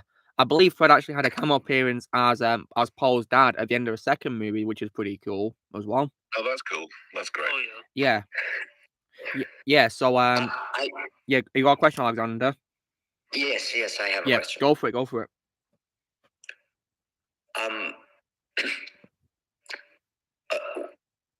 This is in regards to Prof from, once again, I don't know, maybe while I was gone, more about Prof was discussed, but obviously I wasn't present, so I don't know. Prof, obviously from Jedi Fallen Order, Cal Kestis' friend that you played. Yeah. My question to you, JB, is obviously the Star Wars brand, such a big brand, has the movies, everything have existed since the 70s. How familiar with them, were you stepping into the role, and did you at any point before that, because I think that was the first Star Wars role, if I'm not mistaken, and before that point, were you ever wishing to be in a Star Wars project, or were you very familiar with the franchise, or maybe less so? And once you did step into that role, what was the character described to you with that one more so, and what did you try to kind of go for with that alien design? I don't think you can be an actor and be unaware of the Star Wars movies. I mean, of that world. I mean, I was 8 years old in 1977 when Star Wars came out. Yeah, I'm very old. And I remember my stepfather taking me. We were staying with my aunt down south, and Star Wars was coming out, and I saw it originally for the first time in the theater. And I was 8 years old, and it blew my mind. We'd never seen a movie that was able to represent, or a TV series that was able to represent space and life in space in that way. And the truth is, Star Wars is a cowboy and Indian movie. It's an old kind of good versus evil structure, and so it can't fail to engage you. And I was hooked from a very, very young age. And I've seen everything that Star Wars has ever done. In fact, was it the Old Republic? No, there's a game that's been going forever and ever and ever. Yeah, Knights of the Old Republic, I think it is, yeah. Knights of the Old Republic, yeah. So I did a couple of roles in that early on in my career. Really? Oh, wow. I wasn't aware of that. I wasn't aware. Knights of the Old Republic, wow. Yeah. I don't even know if it's credited stuff, but I did a couple of roles in that. I don't think it is. Years and years ago. I think I'm going to have a quick check on my IMDb page, because I think it might be on there. But so I was obviously familiar with the world, but then these characters come up that are Vander wasn't part of League of Legends, so it's an invented character, but you're kind of trying to fit it into that world. So with Prof, they just wanted a sort of a fatherly dude that was a kind of semi-mentor to Cal and a workmate, and to kind of get that emotional hook by getting rid of him. Pretty spoiler alert, but getting rid of him quite early on. Yes, that was quite a tragic scene, by the way. I was quite sad. I think my nickname in the industry is going to be Tutorial and Die from now on. But I seem to play a lot of father figures who are like, oh, that's an interesting father. Oh dear, he's been run through with a lightsaber. That's unfortunate. Yeah. So so with Prof, I really just had to sort of pull out of my ass again in the moment, and he's the other issue is that he's like 7 feet tall, so. Everywhere I went on the mocap stage, there's a guy standing behind me with a sort of broomstick with a tennis ball stuck on top, so that everyone is looking at the tennis ball to speak to me, so you get the height differences right for the. Wait, so you mocap for Prof as well? Because I wasn't aware of that. That makes it even cooler. Did all the mocap for Prof? Yeah. That's cool. And there's some big scenes where a lot of people on set. It's one of the biggest mocap jobs in terms of personnel that I think I've ever done. But so I had this guy with a broomstick and a tennis ball on top, holding it above my head so that people looking at the tennis ball was looking into my eyes, and I had to do all my lines to people's crotches. So the whole recording for the game, I'm staring at everyone's nether regions, which is a sort of inside bit of the industry that people don't really realize that's how it's done. But I love playing the character, and I love the relationship between him and Cal, and obviously when I read the script and realized I was gone pretty quickly, I was very disappointed. Yeah. As was I think it was quite a setback. So JB, how did it feel to work with Cameron Monaghan then when he played Cal with you? Oh, he's a great kid. I met him. We weren't aware of it, but I did an episode of Shameless once, and I met him at the read-through for the episode, because they always sit down and do a table read of the episodes before they record them, before they shoot them. So we had actually met, but we hadn't really officially met. I think we briefly shook hands, and so when I saw him again on set, I was like, "Wait a minute! I did an episode of Shameless," and he's another guy who I think a lot of, sometimes TV actors come in on the game scene and they think they know it all and they get a sort of rude awakening. Cam was very open to learning and very open to advice and stuff. And so he was a joy to work with. Excuse me. And was very sort of open and willing to learn and took the role very seriously. It was a big physical role for him, very difficult. And I thought he did a cracking job. Yeah, he really did an amazing job playing Cal in the game. And when you did the mocap for Prof, JB, the voice we hear in the game from you talking as Prof, was that the voice we heard of you when you wore the suit, or did you re-record your dialogue after you filmed the scene with the suit on? You do both. So the voice is the voice that I record on stage during the performance capture, and he had this kind of, well, Cal, I don't know, he's kind of like slightly gruff, and he had a kind of fishy head, so I wanted to make him a little more, a little pig-lipped and fishy. Those are all the things that people don't think about when you're doing a role. Is that quite often you're looking at the physical image of the role, and then you're like, so how does that guy speak? What are the physical attributes that contribute to creating that voice? And so together with the director and the producers, you kind of find a balance and find out, where it sits. And it might not be in the same place as it's at when you first auditioned for the role. It could have changed and developed in that small time. So that is the role, and then because you have to do what's called ADR, additional dialogue recording, on any game, because you have your cinematic scenes, and that's what you shoot on the mocap stage, and then you go and record all the gameplay or other things that go on, like, up here, Cal, go this way, all that stuff, all that instructional stuff, and so you have to match the voice that you did on the stage, obviously. Yeah, Yes. absolutely. Can I Yes. ask a question? Yeah, go ahead, Patrick. So currently at the moment, me and my dad have these times where like we'll go over to his place and then we'll watch a movie together. And at the current moment, we are in the process of watching all the James Bond movies. Right. And that got us to talking about Sean Connery. And I discovered that his last role as Sean Connery was actually in a 2005 video game called 007 From Russia with Love. Mm-hmm. I noticed you're in that game. So I'm all curious, over that game. Yeah. Did you ever get to actually interact with Connery in that game, or did he like record his lines on his own or something? They had him for one day.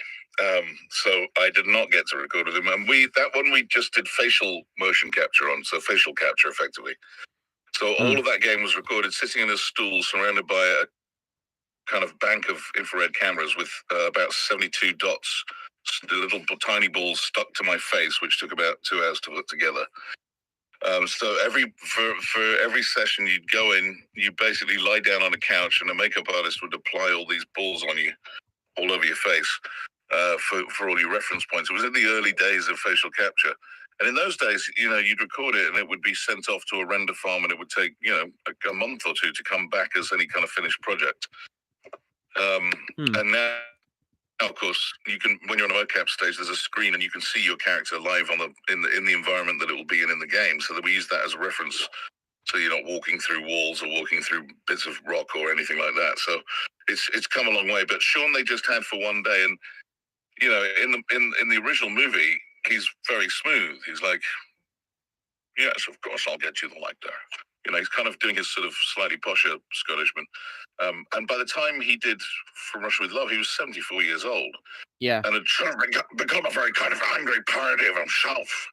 So it was quite a different voice. And actually, I was sitting in the booth kind of just mucking around, doing a bit of Sean Connery, Everyone's got a Sean Connery up their sleeve. And they said, oh, do you do Sean Connery? And I was like, yeah, I dabble, but everyone does. And they went, oh, listen, we only had him for a day. We've got a load of pickup lines. Do you think you could maybe voice match him and do some of his pickups? So some of what you hear, not much, but some of what you hear in that game is me doing Sean Connery at the time. And then I got to play. They if they could get the original actors, they wanted to get the original actors, which is obviously difficult because it's 30 years later. But the guy I played was the character of Kerem Bey, who's the kind of agent in Istanbul, and he goes through the whole game with Bond. and he was a Turk played by a Mexican, who the actor died many years ago. So I think I was the only one who kind of tuned into the accents and kind of got that "Welcome to Istanbul, Mr. Bond," which was kind of a mixture of Turkish and something more Latin. So that was a challenge in itself. By the way, can I quickly say something, like a little observation? Just a little go ahead, observation. Go ahead, go for it.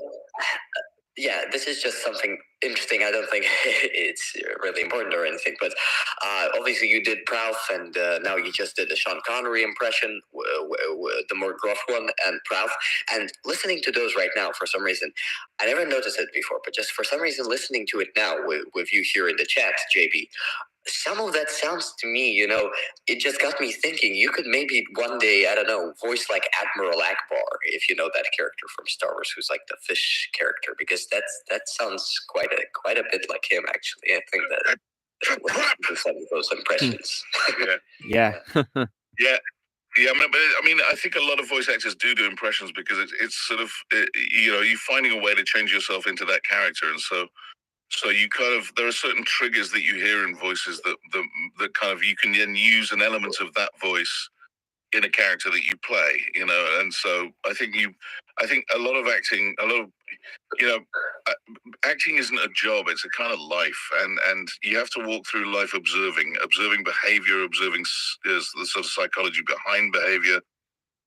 And then, as a voice performer more, you're looking for sort of little vocal cues as to what might be little clues to pick up and find a hook into a character. So I think you do need to be quite observational, and I think sort of practicing impressions and stuff. I do a lot of presidents and stuff like that, and because they just keep you handy. So if you want to look at COVID, it's all going to go away. It's going to be the weather's going to get warmer.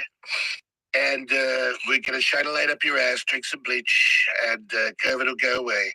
So you find a little hook into the character, like Bill Clinton. Bill Clinton kind of holds his breath when he's speaking. I did not have sexual relations with that woman. You find little hooks that make it kind of go, oh, okay, now I get an insight into the character. And sometimes, if you're doing a film, that can be putting on a coat, it can be putting on a pair of shoes. There's something that keys you into the character and gives you the lead that you're looking for to find the rest of it. So impressions are a good way of kind of figuring that out. I think it would be pretty cool to hear you as Akbar in something, since they might be looking for a new actor for that part, since Tom Kane sadly can't do it anymore, of course. Yeah, he retired. Oh, Tom. I do think it would be cool to hear you as Akbar in something official. Yeah, Tom is a phenomenal talent. I got to direct him in Fortnite for years, and he's just, that's so fucking sad that what happened to him, because he was such a brilliant performer, and I really thought he was going to come back from this, and it now seems that he's not going to be able to. And it was a shame because he'd moved away from LA, he'd moved in to Kansas to bring up his kids somewhere that wasn't LA, which I can relate to. And he was just about to move back. He was like, I really want to be back involved in the work again. I'm missing out on opportunities. I know I am, and I'm going to move back to LA. And I was delighted because, I knew him here, I knew him there, and the idea of him coming back to town and having someone that fun to have dinner with would have been amazing. And then he had his stroke, and that's. Imagine being fully compos mentis. He's fully aware, but he can't physically do the work. I just think there's not much more tragic than that. It's devastatingly sad, and literally, and I know people say this when bad things happen to people, but literally one of the nicest people I've ever met, and a fierce talent. I directed him as Gandalf in Lord of the Rings games. Could you tell us a little more about that, by the way, maybe later? Because I'm very interested in hearing his work as Gandalf, considering you directed him. I think that's very interesting. Yeah, did you direct Lego Dimensions, JB? I did, yeah. Yeah, I believe he was. I think he was invited as Gandalf, wasn't he? Yeah, so he was. Yeah. Yeah, that was a phenomenal game because I got to direct. I mean, listen. Yeah. Oh, come on. Got to direct Troy in that, right? Yeah, it's Batman. I've directed Troy many times, but I got to direct Michael J. Fox and Christopher Lloyd in their roles from Back to the Future. I got to direct some of the Simpsons cast, the Scooby-Doo cast. Gary Oldman was my lead villain, which was astounding. I got to direct Gary Oldman. Yeah. I got to direct Adam West. And Tom, I mean, as soon as Tom Kane starts doing Gandalf, it's Ian McKellen. You can't tell them apart. And so it kind of felt like I was directing Ian McKellen, which was amazing too. But yeah, no, that game in particular was extraordinary because it had it had so many great cultural touch points from across most of my childhood. And so suddenly being in a studio at Warner Brothers directing those guys was just, I mean, you kind of sit there and go, somebody wake me up. I'm dreaming here. Yeah. Now, when it comes to the cast of that game, JB, when you worked with the Lord of the Rings characters, now I've been reading loads of sources which have been saying different results about this, but yeah, can you confirm if it was Elijah Wood voicing Frodo Baggins in that game, or did you get someone else to voice Frodo in that game? It was Elijah. Oh, thank you. Yeah, because I've been reading some sources saying that apparently it was Yuri Lowenthal as him, and some saying it's Elijah, but yeah, I'm pretty sure it's Elijah, and yeah, it's him. It's possible. It's possible. This happens quite a lot. It's possible it's both of them because you can get Elijah Wood is someone like that is very, very difficult to book. They're very busy people, so sometimes you can get them for a certain period of time, and then you have to use someone else to voice match them for the pickups or for extra bits that you do. So it's possible that both people did it. Usually we keep kind of quiet about that when we voice match. I've voice matched, like I've voice matched Russell Crowe in a movie once. Oh wow. And he has this very kind of low tone, Yeah, he son does. to a murdered father, father to a murdered son. And there's a sort of quiet understanding that you don't really talk about it when you do that because it's just because they couldn't get him in the booth for the same or for a lesser amount of money just to do their pickups. So you have to be very versatile as a voice actor and be prepared to voice match stuff as well as when you can. Yeah. I have a question too about that. Yeah, go ahead. Yeah. Because there's another role in there where I simply couldn't find out who it was that voiced it. That is HAL 9000. Yeah. You know who that was? Oh, who did HAL 9000? Yeah, he appeared in. I believe he appears in a level based on the Portal 2 game, which is pretty cool. Yeah, he does. I don't remember. It might have been me. You did it. Oh wow. I'm sorry, Dave. I can't do that right now. Oh wow. Something like that. Interacts with GLaDOS from Portal. Yeah, with Stephen Merchant. Yeah, I love Stephen Merchant. He's really funny. Oh, he was tremendous fun in the session as well. He was great. Very fun. Do you think it was you that did HAL 9000? Yeah, I'm going to say it's possible. I can't remember, but I think it might be one of those things where it was, there's just this little bit as HAL. Do you think you can do it? And I'll say, well, listen to this, see what you think. And they go, yeah, jump in and do it. Yeah. So I can't remember. I'll look on IMDb Pro because it might. I already tried looking on IMDb. HAL 9000 is not in the credits, so. Oh no. Oh. That's why I asked you. Yeah. Yeah, sorry. I apologize for my shitty memory. Oh, it's fine. Don't worry about it. Yeah. IMDb is very incomplete. When it comes to that game as well, JB, you mentioned you work with Simpsons actors. Did you get any of them back as their characters for the game? Because I read sources that said apparently they're just voiced by lines taken from the show.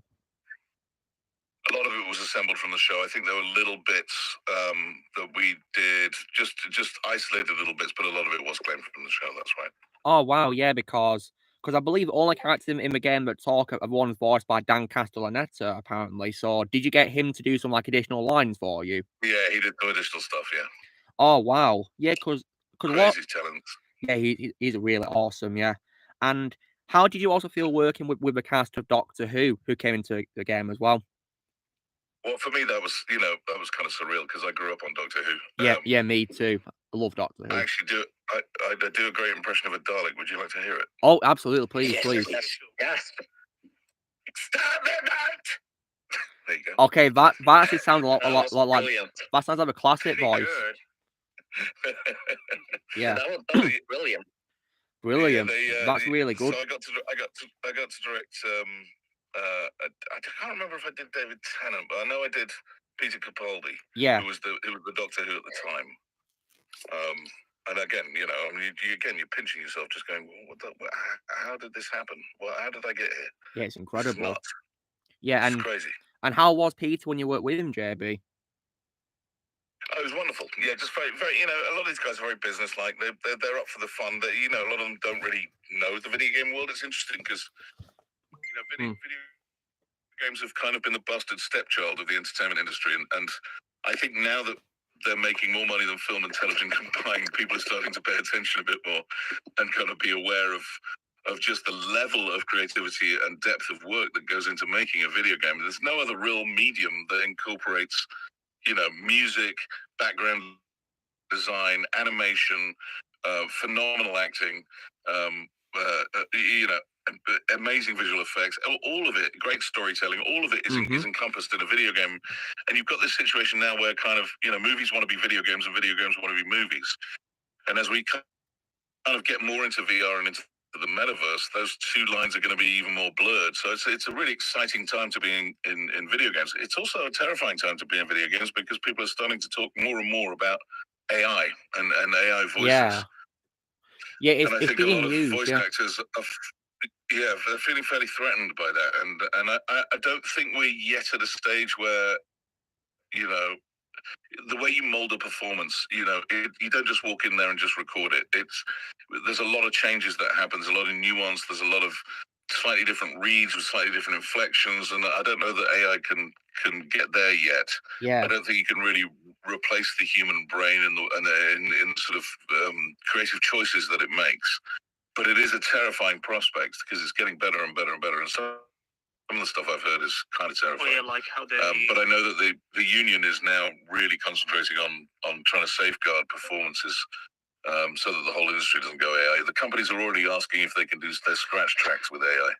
Because normally they'd use actors to do their initial kind of scratch tracks. We call scratch tracks stuff that they animate to, which won't end up in the game, but it's a sort of placeholder voice for the characters.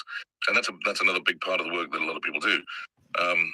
And so they're already wanting to use AI for that, and it could be the beginning of a slippery slope. And so I think there's a lot of nerves in the industry about that. Yeah, go ahead, Patrick.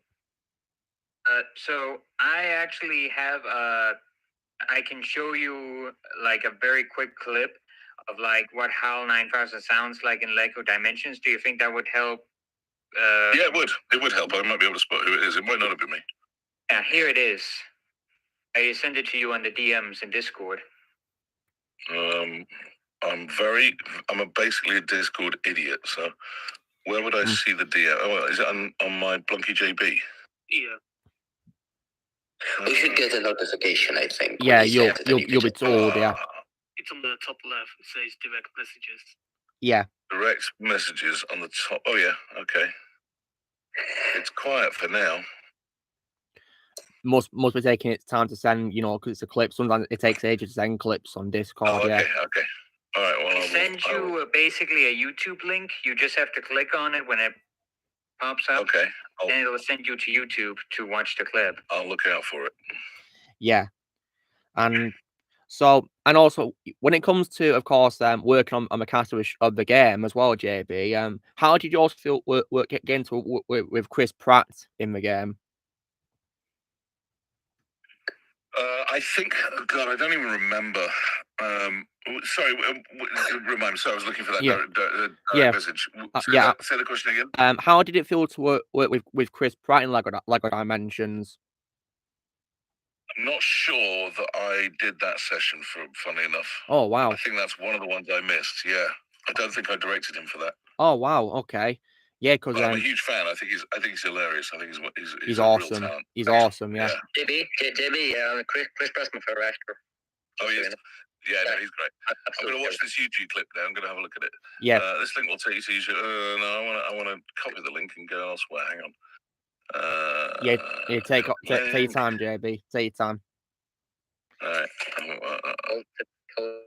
As you can tell, I'm a technological genius. I'm really hopeless, man. I'm proper Gen Xer. I grew up, I was born in '69, for God's sake. Yeah, that's understandable. We have seen technology change so much. And now it's playing an ad, and then I'm going to watch it. Oh, I hate ads. Yes. Me too. Yeah, I can't stand them. Indeed. Okay, here it comes. I'm listening. Okay, guys, let's let JB listen to the voice. See if it's him or not.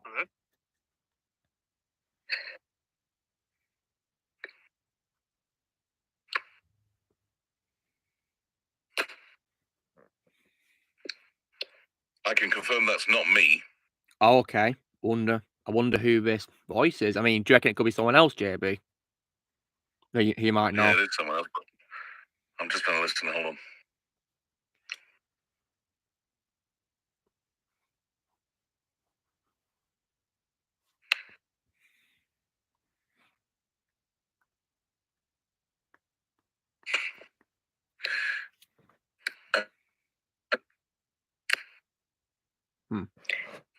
Oh, it's very... It is, I'm sorry. Oh, that's fine, yeah. No problem. No problem. I remember this. I remember the lines. I remember directing the lines. I don't remember who the actor was. I feel like it might have been Pierre Michael. Piotr Michael. Piotr Michael.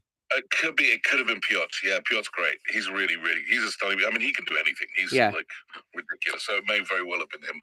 In fact, that does ring a bell. So that's a strong possibility. Yeah, because I'll ask him the next time I see him. Yeah, didn't you get him to voice Michael Knight in the game, JB? Yeah. He's I've used him a lot because he's really crazy versatile. He does a lot of stuff for Blizzard for us, and he's a great impressionist. His impression of Jeff Bridges doing Big Lebowski is one of the best things you'll ever hear. It just makes me wet myself with laughter. Oh wow! And speaking of Knight Rider, did you also get William Daniels back as Kit in the game, the talking car? Who did Kit? I think someone else did Kit. Oh, okay, yeah, because there's been loads of You're asking sources me all saying... these really difficult questions that I can't remember the answers to. It hurts my brain. Ah, okay. There's a question in the comments from official or Lucky Nerd here asking, how did it feel working with the late Kevin Seymour when you did something called a Code Geass, I think it's called? Oh my god. Code Geass, I think it is. Man, you've popped a question from the dim, distant past there. Yeah, well, that was when I first started out in LA. I was doing a lot of work with his studio. Kevin Seymour was a wonderful, wonderful man and had one of the most extraordinary collections of memorabilia, and I think it was probably worth a fortune. He had a lockup, and it was just shelves and shelves and shelves and shelves of original comic books and figurines and all kinds of memorabilia from games and animation and anime over the years. And he was like this sort of custodian, this sort of curator of this little mini museum that he had.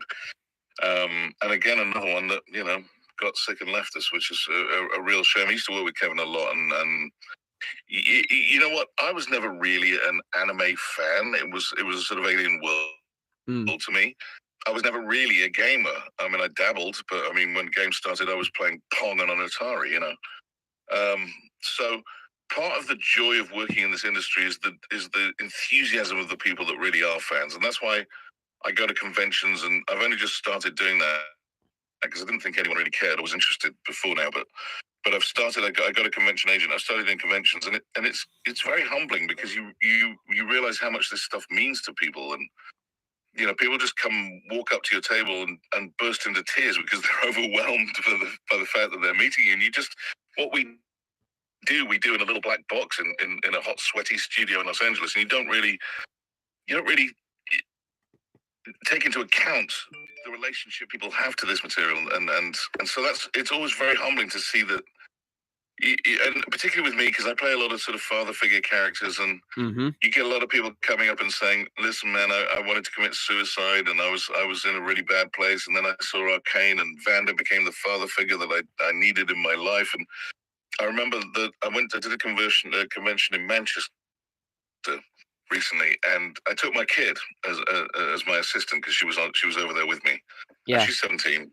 And I said, I warn you, it's going to be quite tiring. It's going to be a long day. It's going to be quite tiring. And she said, why? And I said, well, it's quite emotional because people have a very strong connection to the characters that you play, and you've been sitting in their living rooms for years, and they want to spend time with you, and they want to ask you lots of questions, and sometimes it gets quite emotional. And she was like, that sounds silly. I don't believe it. At the end of that day, she was like, Jesus, Dad, I don't know how you do it. It's really hard because, a lot of people want some sort of counseling almost from you. And it's an emotional responsibility. And that's something you don't really think of when you're doing voices in a booth. You know, you're performing these roles. You don't really see the end result. You don't, like all you guys. You know, it's been very touching because you all have a relationship with certain characters that I've made. You know, I've played, and some of them I barely remember having done. You know, and it's easy to forget that has a really strong influence on people. And so, thank you for caring, really. And thanks to everyone out there for caring. Yeah. It makes a huge difference to what we do. It's an absolute pleasure, JB. Yeah, it's really fun, you know, hearing you in things. Yeah, really is. Thank you, brother. Thank you. Yeah, so much fun. It's a part of the industry that people don't really think about. But you know, if I think of myself, I have had very strong emotional relationships to certain performances in films and stuff, and you sort of forget that that's part of what you do. But it's very humbling. And you know how you said that you've taken your daughter with you to some things, haven't you, JB? Yeah. Have you ever voice acted in something that she's like watched or played, anything like that? Oh yeah. Yeah. Oh wow. That's pretty cool. I didn't tell her that I was the main villain in Minecraft Story Mode Season 2. Oh wow. And when she was playing it, and she went, Dad. Wow. It's a bit confusing for her. She's like, Dad, are you famous? Because kids at school find out, you know, that that's what I do, and then they go nuts, and she doesn't really know how to handle it, and I don't really know how to handle it. But I mean, she was at the age when we did Minecraft Story Mode 2. She was at the age where it kind of mattered, and everyone around her was playing it. I think it was a bit overwhelming for her, and I had to sort of say to her, listen, I might be known for doing some of these things, but it doesn't mean anything. It's not real. It's just, it's great and it's lovely, and I'll always interact with those fans, but I can't let that get to my head. It's my job. It's what I do. I want the best job I've done is the next one I'm going to do, not nothing that I've already done. And so I have to keep in that mode. But I think for her, it was slightly confusing. Now that she's 17, she's like, oh yeah, Dad's doing an interview, Dad's doing this, Dad's doing a photo shoot, it's all part of this sort of run of the mill and part of her life, and she doesn't really talk to anyone about it, and doesn't really, you know, she's privy to some stuff that absolutely mustn't get out, you know, because we sign NDAs on projects that I'm working on.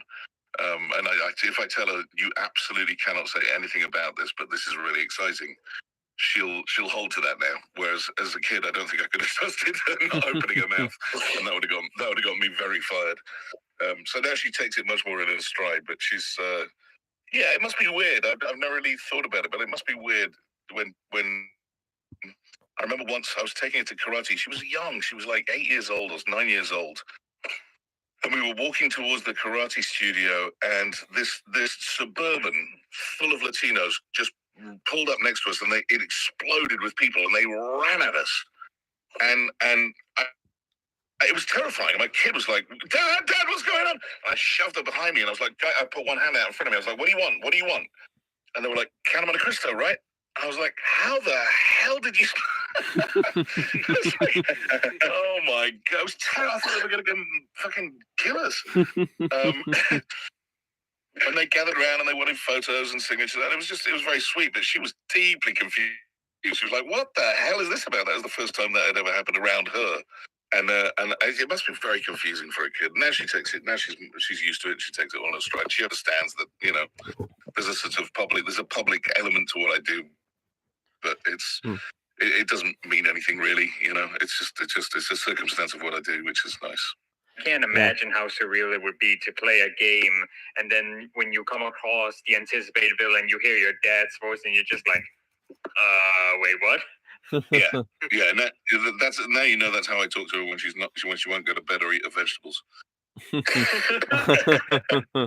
just turn into Commander Blisk and say, "Listen, you little shit, you better eat that broccoli. I'm going to be very angry with you."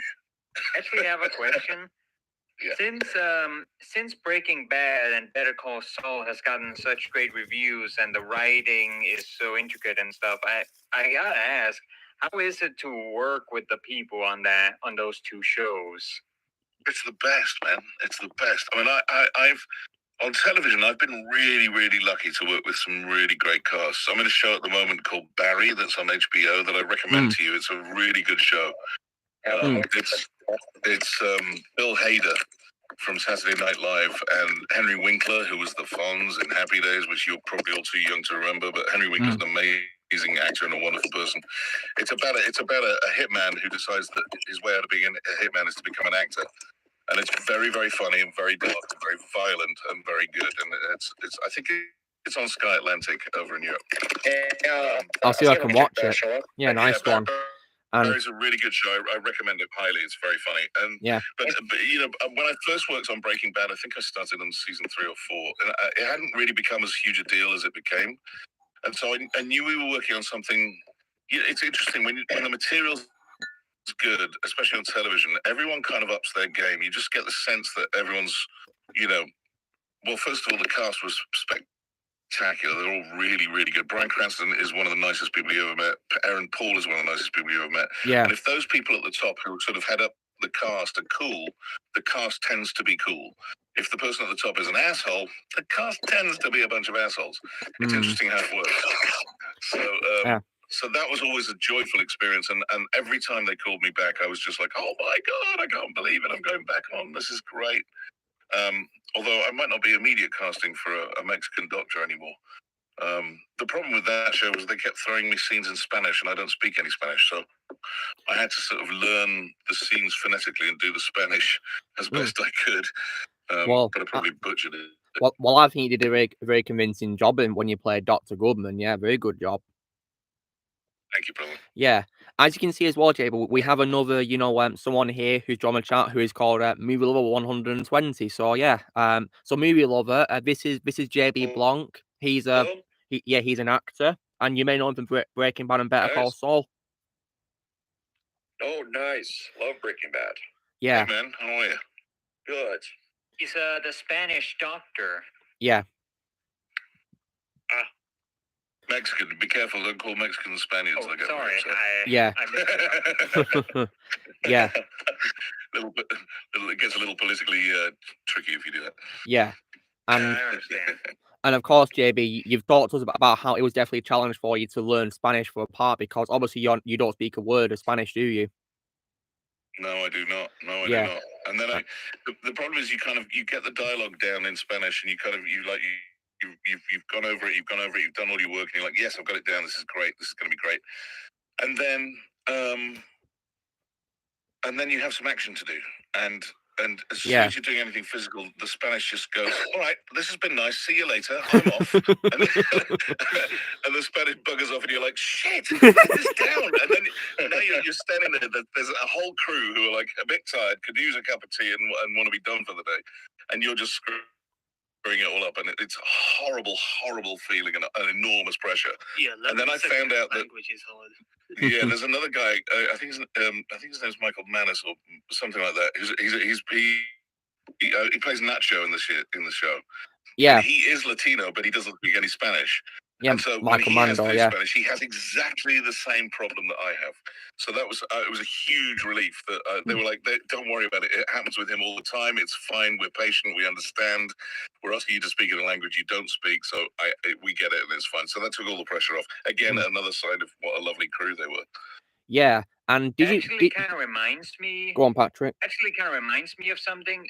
I'm actually Danish. English is my second language, but even with how fluid I am at both Danish and English, trying to pronounce a certain word in Danish rather than English in the same sentence as you're speaking English, like for example, if you have a sentence where like you have to say the actor playing this part was, but the actor is from Denmark and you want to pronounce their name in Danish, so switching from the English pronunciation to the Danish pronunciation in the same sentence, that's hard to get down. That is very difficult. That's the sort of thing we have to do all the time, and it is very difficult. Yeah. It's actually kind of funny. I speak English and Czech, but I have issues speaking Czech more. Weird, right? Yeah, because Blaze, you're originally from the UK, aren't you? But you moved to Czech, didn't you? Yeah, it's actually really tricky here. Yeah. Yeah. As for myself, JB, I've lived in the United Kingdom all my life, in Greater Manchester, yes. In this area, in South England, I think. You should have come down and seen me at MegaCon. Yeah. Oh wow. Have you got August. Have you got any convention trips to UK planned maybe for next year, JB? I think there's talk of a thing called Legend Con where all the Apex Legends are going to try and get, or as many as we can get together, are going to try and gather in London. I think in April. I think that might be the next one on the cards. Ah, nice. I'm going to try and make that if I can. Although I've already got a I'm booked all year for next year already. So well, that's understandable. Yeah, totally fine.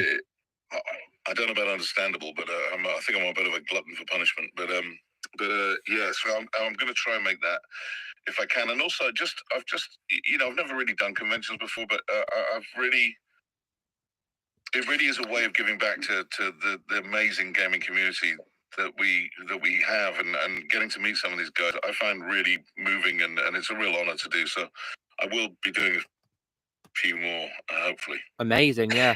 I've got another question. Go ahead, Patrick. This is a question I'm almost scared to ask, because there is a potentiality that you're not allowed to answer it. Okay. Basically, you voiced Vander in Arcane, right? Yes, I did. Here's the thing. There's a lot of theories going around that he is basically the character from the game called Warwick before he became Warwick. There are? I've never heard that before. That's amazing. Yeah. There are rumors? I've never ever seen those. Basically, in the game, he's voiced by an actor named Dave B. Mitchell, who is also in Arcane as several other characters. Yes. So if Vander does end up becoming Warwick in season 2 or season 3 or whatever, now I'm just curious who's going to voice him. Because, you voiced Vander, but Mitchell is also already in the show. So now I'm just wondering who the heck's going to voice him if he does show up. I can only empathize with you. That must be very confusing, yes. Yeah. So I suppose you know very well I can neither confirm nor deny nor theorize nor postulate. I can't do anything. So I figured that was. I have no idea what you're talking about. I have no idea what you're talking about. I figured that was probably going to be the answer, but I wanted to ask anyways. Yeah, literally, it would be the end of my career if I said anything. So it's kind of like, we have. I'm probably signed up to about 35 NDAs right now at any one time. That's just the nature of the industry. So I have to be very careful, because sometimes, occasionally you can let something slip by mistake, and you just don't want that to happen. So we have to be very, very careful about those legal agreements that we've signed. Otherwise, it's my balls on the block, I'm afraid. Yeah, but are you also excited for more Arcane in the future? I would love to, yeah. If they choose to use me, I would love to. I mean, it's very rare that you work with. What was great about that show was that it was produced inside Riot. I think what's happened, we all know of the efforts to adapt games into TV series or movies. It's often very unsuccessful, and I think it's because the people who know that game intimately and understand the relationship between players and the characters, they don't get to work on the movie or the on-camera property that comes out of it. With this, Riot kept it all in-house. It was all their baby. So now, they're a unique organization. They had a fuck ton of money and a lot of time to get it right. So they it's not surprising it won an Emmy award. They put an awful lot of care and attention. I mean, you can see just from what we said at the beginning of the interview, 7 years of hard work and development was what it took. Even for some of the voice actors, and it probably took longer than that from conception. So that it's a unique property in that sense that they could put all that time and money into it. But I think because they kept it in house, the two guys who were in charge of it were deeply associated with League of Legends and really had a great idea as to where they wanted to take it, and I think it paid off enormously. Yes. So. Whereas the World of Warcraft movie didn't really work. Yeah, I heard that movie didn't have very good reviews, sadly. And I just thought the movie was box office. Yeah, I just thought that the Warcraft movie was okay, to be honest. It was here's what's interesting. The thing that doesn't, it looked beautiful, and the characters were beautifully created, and it looked gorgeous. the problem is the script, and it's so often the case with movies is that you think that would be the easiest and cheapest thing to fix. The script was awful, to be honest. It wasn't great. It's a shame. And I think working for Blizzard now, Blizzard I think would want to keep that in house if they were to do something similar again, for sure. I think that's probably part of the reason why Arcane blew everyone away. Like, even if the animation looked great and they had good actors on it, I feel like that's still not going to convince people entirely since it's based on a video game. And so I think that just helped to make sure that the writing just kind of surprised everybody, because I don't think a lot of people thought the show was going to be good. And no, I know they didn't. Yeah, I know they didn't. But I mean, it's also different because, League of Legends isn't a very script-heavy game. A lot of the lore of LORE, the lore of League of Legends, is written down on websites. It's not in the game. The game itself has very few. You have a presentational line, you have some interaction lines, you have a kill line, an attack line, some death lines. It's very formulaic in its structure. So then, if you're going to fledge that out into a series, you've got to have an angle. And I think they had an angle on it. They knew what they were chasing. They wanted something artistically and creatively beautiful, but also something that really emotionally engaged the viewer. And I think they set out with those as principles, and never really lost sight of that goal. And I think that's why it came out so uniquely and so beautifully done. Yeah. Oh, and JB as well. In the comments now, JB, my favorite YouTuber of all time, Empire Fan Productions, is here. So yeah, hello to Jay. Now, so JB, hello there. Yeah, JB. So he's my favorite YouTuber, and he's come on to a comment. So would you like to tell him, just a quick rundown of who you are, JB? For who I am? Yeah. So you've done lots of amazing stuff. I don't know what I'm doing here. Yeah, you're here chatting to us, yeah, and it's also a very special occasion because this is my 100th live stream that I've done, which is really awesome. So like a special. Oh, that's great! Congratulations. Thank you. Yeah. So yeah. Hope you're doing well, Jay. And I've already told you, JB, my favorite role you've done is Bane from Batman Arkham Origins, which is pretty cool. And yeah, you did a really amazing job in that game. And thank you. And also another question is, when you worked on Breaking Bad and Better Call Saul, did you also how did you feel getting into it with Giancarlo Esposito?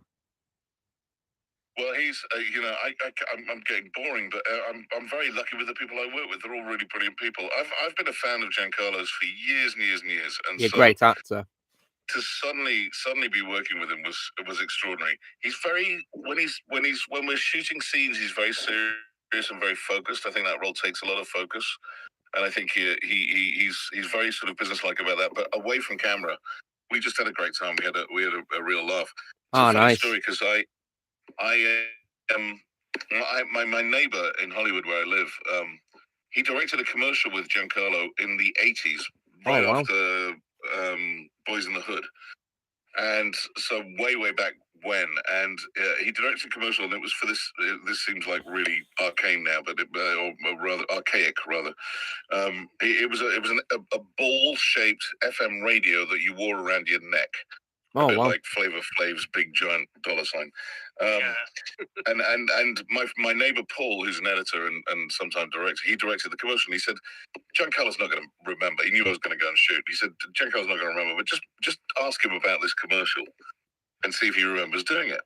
And so I'm on set chatting to Giancarlo, and I'm like, do you remember doing a commercial for this FM? He went, the Switch radio. Yeah, I remember. Absolutely. I remember it. Absolutely. I said, well, the director, Paul, is my neighbor. He's like, no way, man. Are you kidding me? Let's call him. So we called my neighbor. That's and they got to have a chat, and it was really sweet. And he said, he said to me afterwards, he said, I used to have one of those and I lost it. I don't know where it is. So when I came home after the shoot, I flew back in from Albuquerque. I was immediately hit eBay and I started searching for one, and I found one, mint condition, unboxed, and I sent it to him to his home in Austin. And he called me up and he was just blown away. He's like, I can't believe you did that. That's amazing, man. Thank you so much for finding it. And then I went and watched the commercial, and it really is. It's about as 80s a thing as you've ever seen in your life. It's fantastic. Oh, wow. I'll see if I can watch it. Yeah. Go ahead, Blaze. Are you aware of the game Far Cry 6 with Esposito in it? Yeah. Yes, absolutely. Yeah, Far Cry, of course. Yeah, it's really cool how two of your co-stars from Better Call Saul have played Far Cry villains, because Marco Mando, of course, played Vass in Far Cry 3, didn't he? That's right. Yeah. That's right. Amazing performance in that game. Yeah, really, really scary. Michael Mando was the guy I was trying to think of who fucks up on the Spanish. He's definitely does a great job in that game. Yeah, and so now one of our guests here as well, the Mund. Have you got a question for JB the Mund? That I know of, you guys have pretty much asked all of the questions that you guys need to ask him. So I think I'm empty right now. Okay. So I got one. Go ahead, Patrick. So this isn't the first time we've had a voice actor pop up on the stream. Yeah. For us to kind of interview and chat with him. The previous one we did it with was a voice actor that I'm curious to see if you know, or at least have heard of. His name is Peter Jessup. I've known Peter for years. Oh, yeah, that's cool. Yeah, because we got him on. Game VO. You got him on? Yeah, we got him on episode 91. We spoke to him. Yeah, he's definitely a very nice guy. We had a really fun time talking to him. Yeah, it was fun talking to him. Yeah, he was amazing. He's great. The video game acting world is actually pretty small, and a lot of us sort of came up, at the same time in LA when the game VO really started kicking off, and so I've done 300 games. I've directed probably over 20 or 30. You get to meet a lot of people, and the circle becomes actually quite small. It's quite a little family, which is actually kind of nice because on camera it can be a bit backstabby. People are protecting more, and it's more about how people look. The great thing about doing voice work on games and animation is that no one really cares how you look, and we all know how difficult the job is, so we all naturally kind of empathize with each other. And there are very few, for want of a better word, there are very few assholes in the business. And when you meet one, it's kind of shocking because that's not the way to do things. The nice thing about what I do is that if there's a gig that I can't do, I've got 5 people that I'll recommend who I know will do a damn good job if they can't have me, and they would do the same for me. So that's very rare in the entertainment industry, that you have a sort of a mutually supportive kind of body of people doing the work. And I do think I think it shows in the work. I think that's why the fans like the work. Because it is produced out of love, it's produced out of care. People really give a shit about this stuff, and it's important to do that, Absolutely, yeah, definitely, and so, and people in the comments right now, they're saying they're watching a film called Violent Night. Yeah, isn't that like a John Wick Christmas movie sort of thing? I can't wait to see that. It was a cross between Die Hard and Home Alone. I think that sounds perfect. I guess so. Yeah. So movie lover. As someone who recently saw, would you recommend it to JB Blanc? Yes, I would. Definitely. Nice one. It's good. I was so hoping this film was going to be good. I was like, that's the film I want to work this year at Christmas. Yeah. Well, looks like you got some good news. If you love Die Hard and Home Alone and John Wick, definitely recommend it. It pretty much has all those films combined. So here's one question I have: Die Hard, Christmas movie or not? I say Christmas movie all the way. Yeah, I agree. Yeah, for me, for sure, right? For sure. Yeah, of course. Yeah. It's a Christmas movie. Yeah, even the sequel is a best Christmas movie of all time. Even the sequel is a Christmas movie. You want to hear a funny story? When they shot that, when they had Alan Rickman, when he falls off the tower. They had him. John Cinnamon had him rigged up to this enormous 40-foot high rig with crash pads underneath, and they had him all rigged up, and they had the camera above with him looking up at the camera. And John Cinnamon goes, "All right, Alan, we're going to release you on 3, okay? Ready? 1," and they dropped him. Oh wow! I actually heard of that.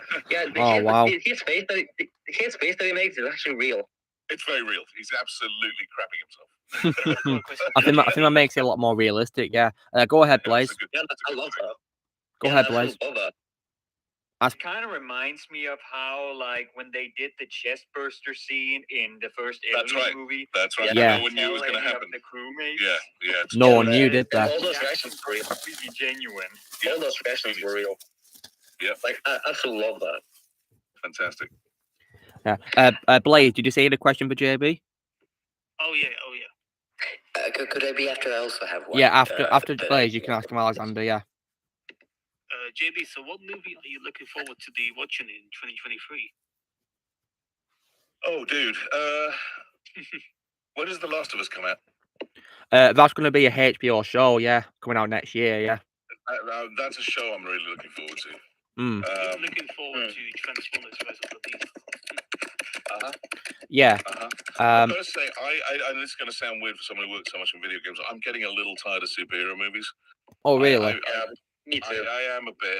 You're not the only one there. I'm a bit endangered out. I Yeah. loved Guardians of the Galaxy. I love them with that kind of sense of humor. That the humor in Guardians of the Galaxy had me hooked. But I think I am always an advocate for getting back to good honest storytelling with real characters and that deep character work. It's why I sort of miss the sort of 70s era of movie making, because it was where so many of our great directors and actors came through, and I hope we get back to some of that, because when movies become more about visual effects than stories, they kind of lose me. And JB, I just want to ask you, are you planning on watching the third Guardians movie? I'll check it out for sure. I'll enjoy the second one. And I absolutely love the second Guardians film. Yeah, it was great. Yes, it's also my favorite. It's also my favorite one. Chris Pratt is he's an engaging person to watch. You never quite know what he's going to do. Kind of like Ryan Reynolds. It's kind of you can do the serious stuff, but then suddenly flip it and break the fourth wall and have a word with the audience, and it's fantastic. It's very funny. Yeah, my question on that: have you watched the holiday special yet? For Guardians of the Galaxy. Guardians of the Galaxy one. The Guardians holiday special. No, obviously I haven't, because I didn't even know it was there. No, I haven't seen it. No, I'd love to. Yeah, I think it's on Disney Plus, I believe. All right. Yeah, so that'll be where it will be. Yeah, and also as well. I'm definitely going to go and take my kid to see Violent Christmas. I think that's Violent Night. Yeah, absolutely. Yeah. Yeah, it's out now. Yeah, it's out now. Yeah, and when it comes to films that have been out this year as well, JB, have you seen Black Adam? I haven't seen Black Adam. It's on the list. This year has been one of my busiest yet. So I really, when I say that I barely leave the house, it's because I barely leave the house. It's so hard to have time to do stuff. And on Overwatch, we've had a new. I direct Overwatch. We've had a new character who's the actor's based in Japan. So that means night sessions.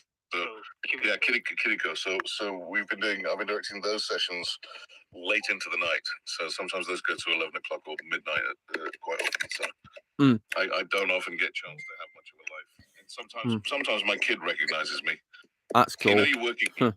You're working too hard when you walk downstairs, and your kid goes, "Who the fuck are you? Have you got any food?" Yeah. Alexander, do you have a question for JB? Oh yes, I did. So I was on Behind the Voice Actors prior to when you popped up, because I was just checking, your roles. First of all, obviously, to make sure that I didn't get anything wrong. Secondly, to see if maybe there was something I forgot. And I saw that on Behind the Voice Actors on the website, it said that I believe you also did some voices, like some additional characters for like some cartoon TV show that's based around the Madagascar franchise. Is that correct? Yeah. All Hail King Julian, yeah. Yes. Yeah. I have not watched that show. Unfortunately, I will probably watch it one day, but I'm a big fan of the Madagascar movies, and also of the Penguins of Madagascar TV show that they had before that TV show. I love that one as well. So I'm very interested in you talking more about that one. I think you'd love the show. The show is a great combination of kind of kid humor and adult humor. They even do things like, they do a sort of a Trump pastiche where they want to build a wall around their kingdoms. Oh wow! To stop the I think it's the lemurs who keep coming in and stealing stuff. So they have this whole build where he, everybody, people, my peoples, we're going to build a wall. He does that whole thing. And I played a number of characters in that, but the main one was a kind of what ended up being a sort of Zen guru called Josh, who's he's a sort of fish creature that vomits mud from his eye. You walk into these studios and they go, okay, so you're going to play this fish creature. He basically only ever says Josh, and he vomits mud from his eyes. And he's very squelchy, and he spends a lot of time bathing in mud, inhaling mud, and vomiting it out of his eyes. Go. And you're like, what the hell am I supposed to do with that? so it's one of the more extreme situations I've been put in, but that was an amazing cast. You know, you're standing in there with, you know, Kevin Michael Richardson and Danny Jacobs and Jeff Bennett and all these super, Maurice LaMarche comes in and does a bit, you know, all these incredible people. Yeah, I really like Kevin Michael Richardson. I have a lot of amazing. Yeah, Kevin's great. Actor. Yeah, Kevin Michael Richardson's amazing. Such a nice man. Yeah, such a lovely man. You know, I've had an amazing career. I finally got to be the guy in Scooby-Doo who says, and I would have gotten away with it if it hadn't been for you meddling kids. That's when they say you've made it in voiceover. But you're standing next to Frank, who's been doing Scooby-Doo since the year I was born, and he's still doing it. You know, it's 1969 was when Scooby-Doo started, and he's still doing Scooby-Doo. And yeah, Frank's a legend. And the other characters.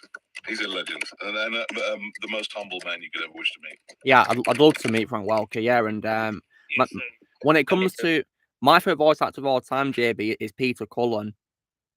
Wrong answer. Yeah, wrong answer. The answer you were looking for was JB Blanc. Moving on, next question. Yeah. John White. John White. So John White, that's when you sneak non-union work in the early days. So I'd use a little pseudonym for that. Well, actually, more or less in like the 2010s era, where you used that alias for 099 RE Cyborg, Berserker, and Persona 4 and Redline. I can't comment on that. I'm sorry. And JB, busted by the union. JB, have you ever met James Earl Jones? I've never met James Earl Jones. No, I'd love to. Yeah, I would love to as well. Yeah, I would absolutely love to meet. You know, that's a voice, man. That's a voice. And also JB, he's my favorite voice actor. Oh, you love him? Yeah, he's great. Yeah. Can I ask a question? Yeah, go ahead, Patrick. Go for it. I was curious if you had worked together with my favorite voice actor, and if so, if you had anything to say about him, and that's Corey Burton. I've worked on projects with him. I've never met him, but he's a talent. Absolutely fantastic. He is, yeah, really is. Great He's actor. got insane range. Yeah. Yeah. I mean, I think you need that in this business. I mean, you know, the truth is, the more range you've got, the more you're going to work, and hopefully, I've tried to bring some of that to my work too. It's just, it's the best compliment is when people come up and go, I had no idea that was you.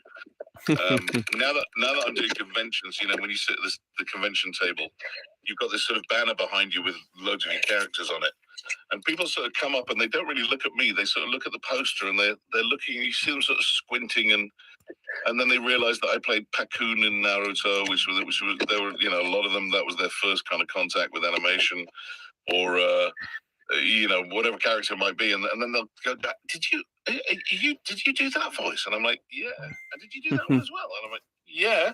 Wait, it's the same guy. I'm like, yeah. And so they don't really understand how it works, but yeah, that's the job, man. You know, like, dude. Yeah.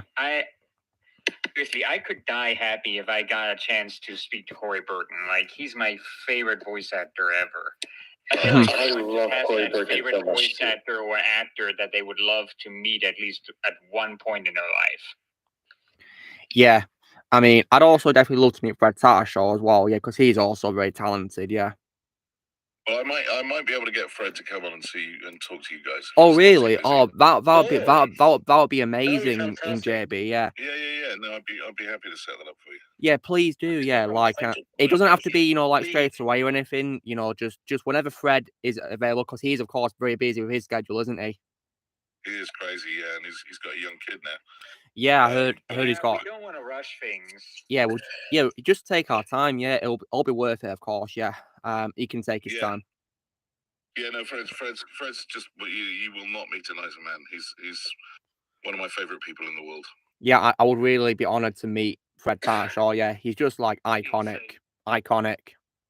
Incredible Hulk. Yeah, my favorite Hulk of all time. Yeah, no doubt about it. Yeah. Megatron as well.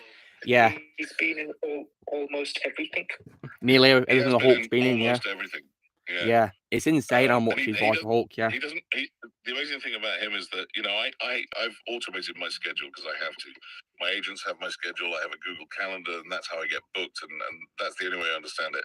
Fred is busier than anyone I know in the business, and still has a little black notebook that he writes everything down in, and runs his schedule off a little pencil and paper, which is amazing to me in this day and age that he manages to keep track of it all. But somehow he does. It's amazing. He's old school, Fred. So I'm kind of curious. Are you one of those voice actors who like needs to sometimes do hand gestures and move the body around to kind of get into character or get a line right?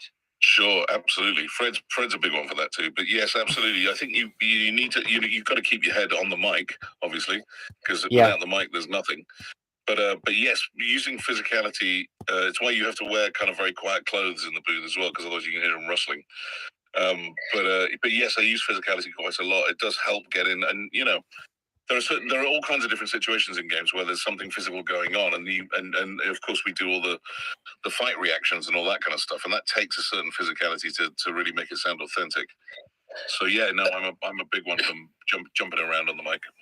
yeah, so questions Oh. for JB. yeah, let me just also add something else as well, guys. So now, in case you're wondering, JB, if you were to let Fred know about this, we basically do these like live streams for 3 hours, and this one we're talking right now is nearly over in about 5 minutes. So yeah, so please let Fred know that he can join pretty much on the same time that you did today, if he wants to, or later, depending on how busy he is, of course.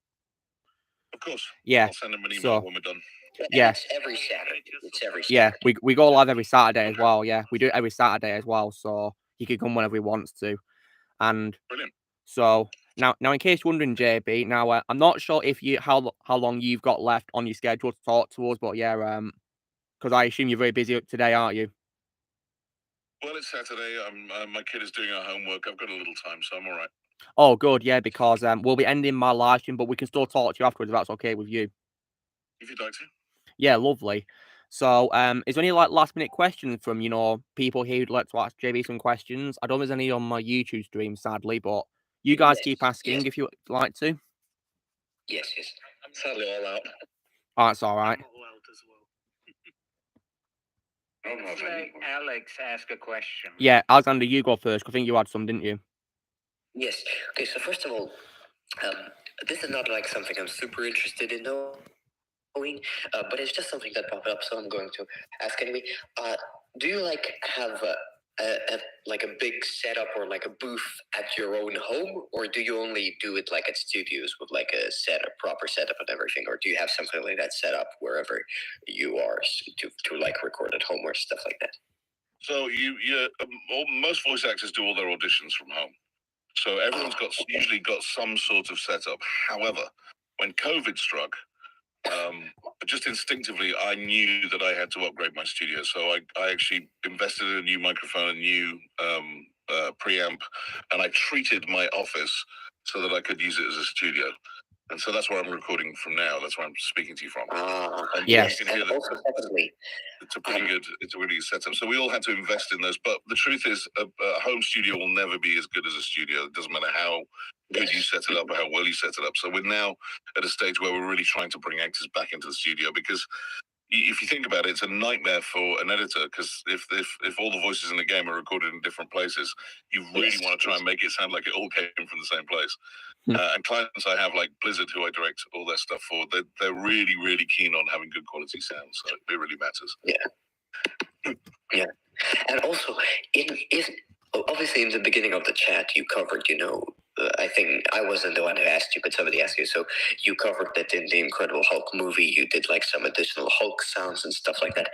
Obviously, you weren't the director of that, so I obviously you don't know the answer. But from your opinion, what do you think? Why was the creative decision made to have several actors do the Hulk, as you mentioned, instead of just one in terms of the sounds? I think it's a question of I think they arrived at a deeper, fuller sound by layering voice actors, some animal sounds.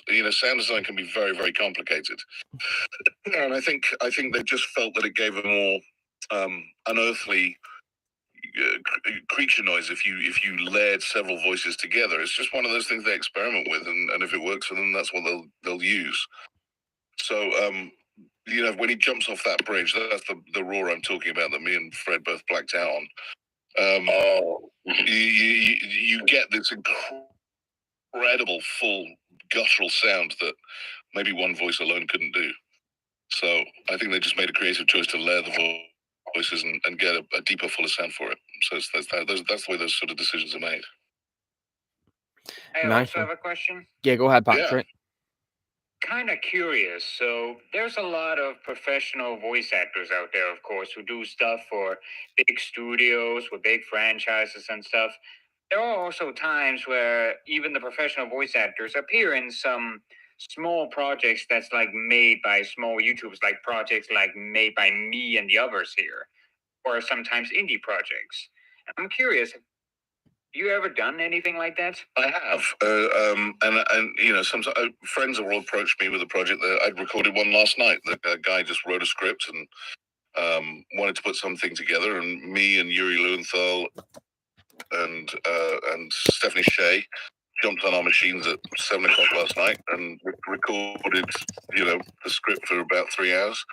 And the nice thing about getting a certain amount of experience and status in the industry is that you get to choose your projects a bit more. And so obviously I'm mostly too busy to be able to do those things with the way things are, but when I can, I will always try. It's not always possible, but being able to choose, if something's good, I'll absolutely give it a shot. If it's material that I think I can bring something to, and they just need a kickstart or a little leg up by having someone like me on it, then I'll happily do it. It's just the trouble is I rarely have the time, and so you try to do what you can, but I've also got a kid to put through college, Yeah, of course, yeah. I can totally understand that. Yeah. Okay, so okay, guys. So it's 3 hours into the stream. So I'm going to wrap up my YouTube stream now, JB. So is there anything you'd like to say to my YouTube viewers who are watching right now, like anything at all to them? Yeah, thank you for supporting. Thanks for listening. Thanks for being part of these games, because like I said earlier, we do what we do in a little black box, and knowing that there are people out there who care and give a damn about what we do is really another reason for doing it. It's great. So thank you everyone for your support and for your fanship. It's the best. Yeah. And can you please say like a unique goodbye line in your Zinyak voice to them as well? Because I'd love to see your Zinyak voice again. Oh yeah. Well, I have to remember. It's tough. I've been thinking about the way that you people say goodbye, and sometimes you insinuate that we're going to see each other again. Sadly, I'm afraid that's not the case, so I will bid you adieu. Oh, thank you so much, JB. That was amazing. Thank you. Nice. Okay, so yeah, to YouTubers who are watching, thank you for tuning into this conversation, and hope you have an amazing week. So yeah, and I'll see you guys on next week. Yeah, so yeah, you guys on YouTube, take care. Bye. Wow.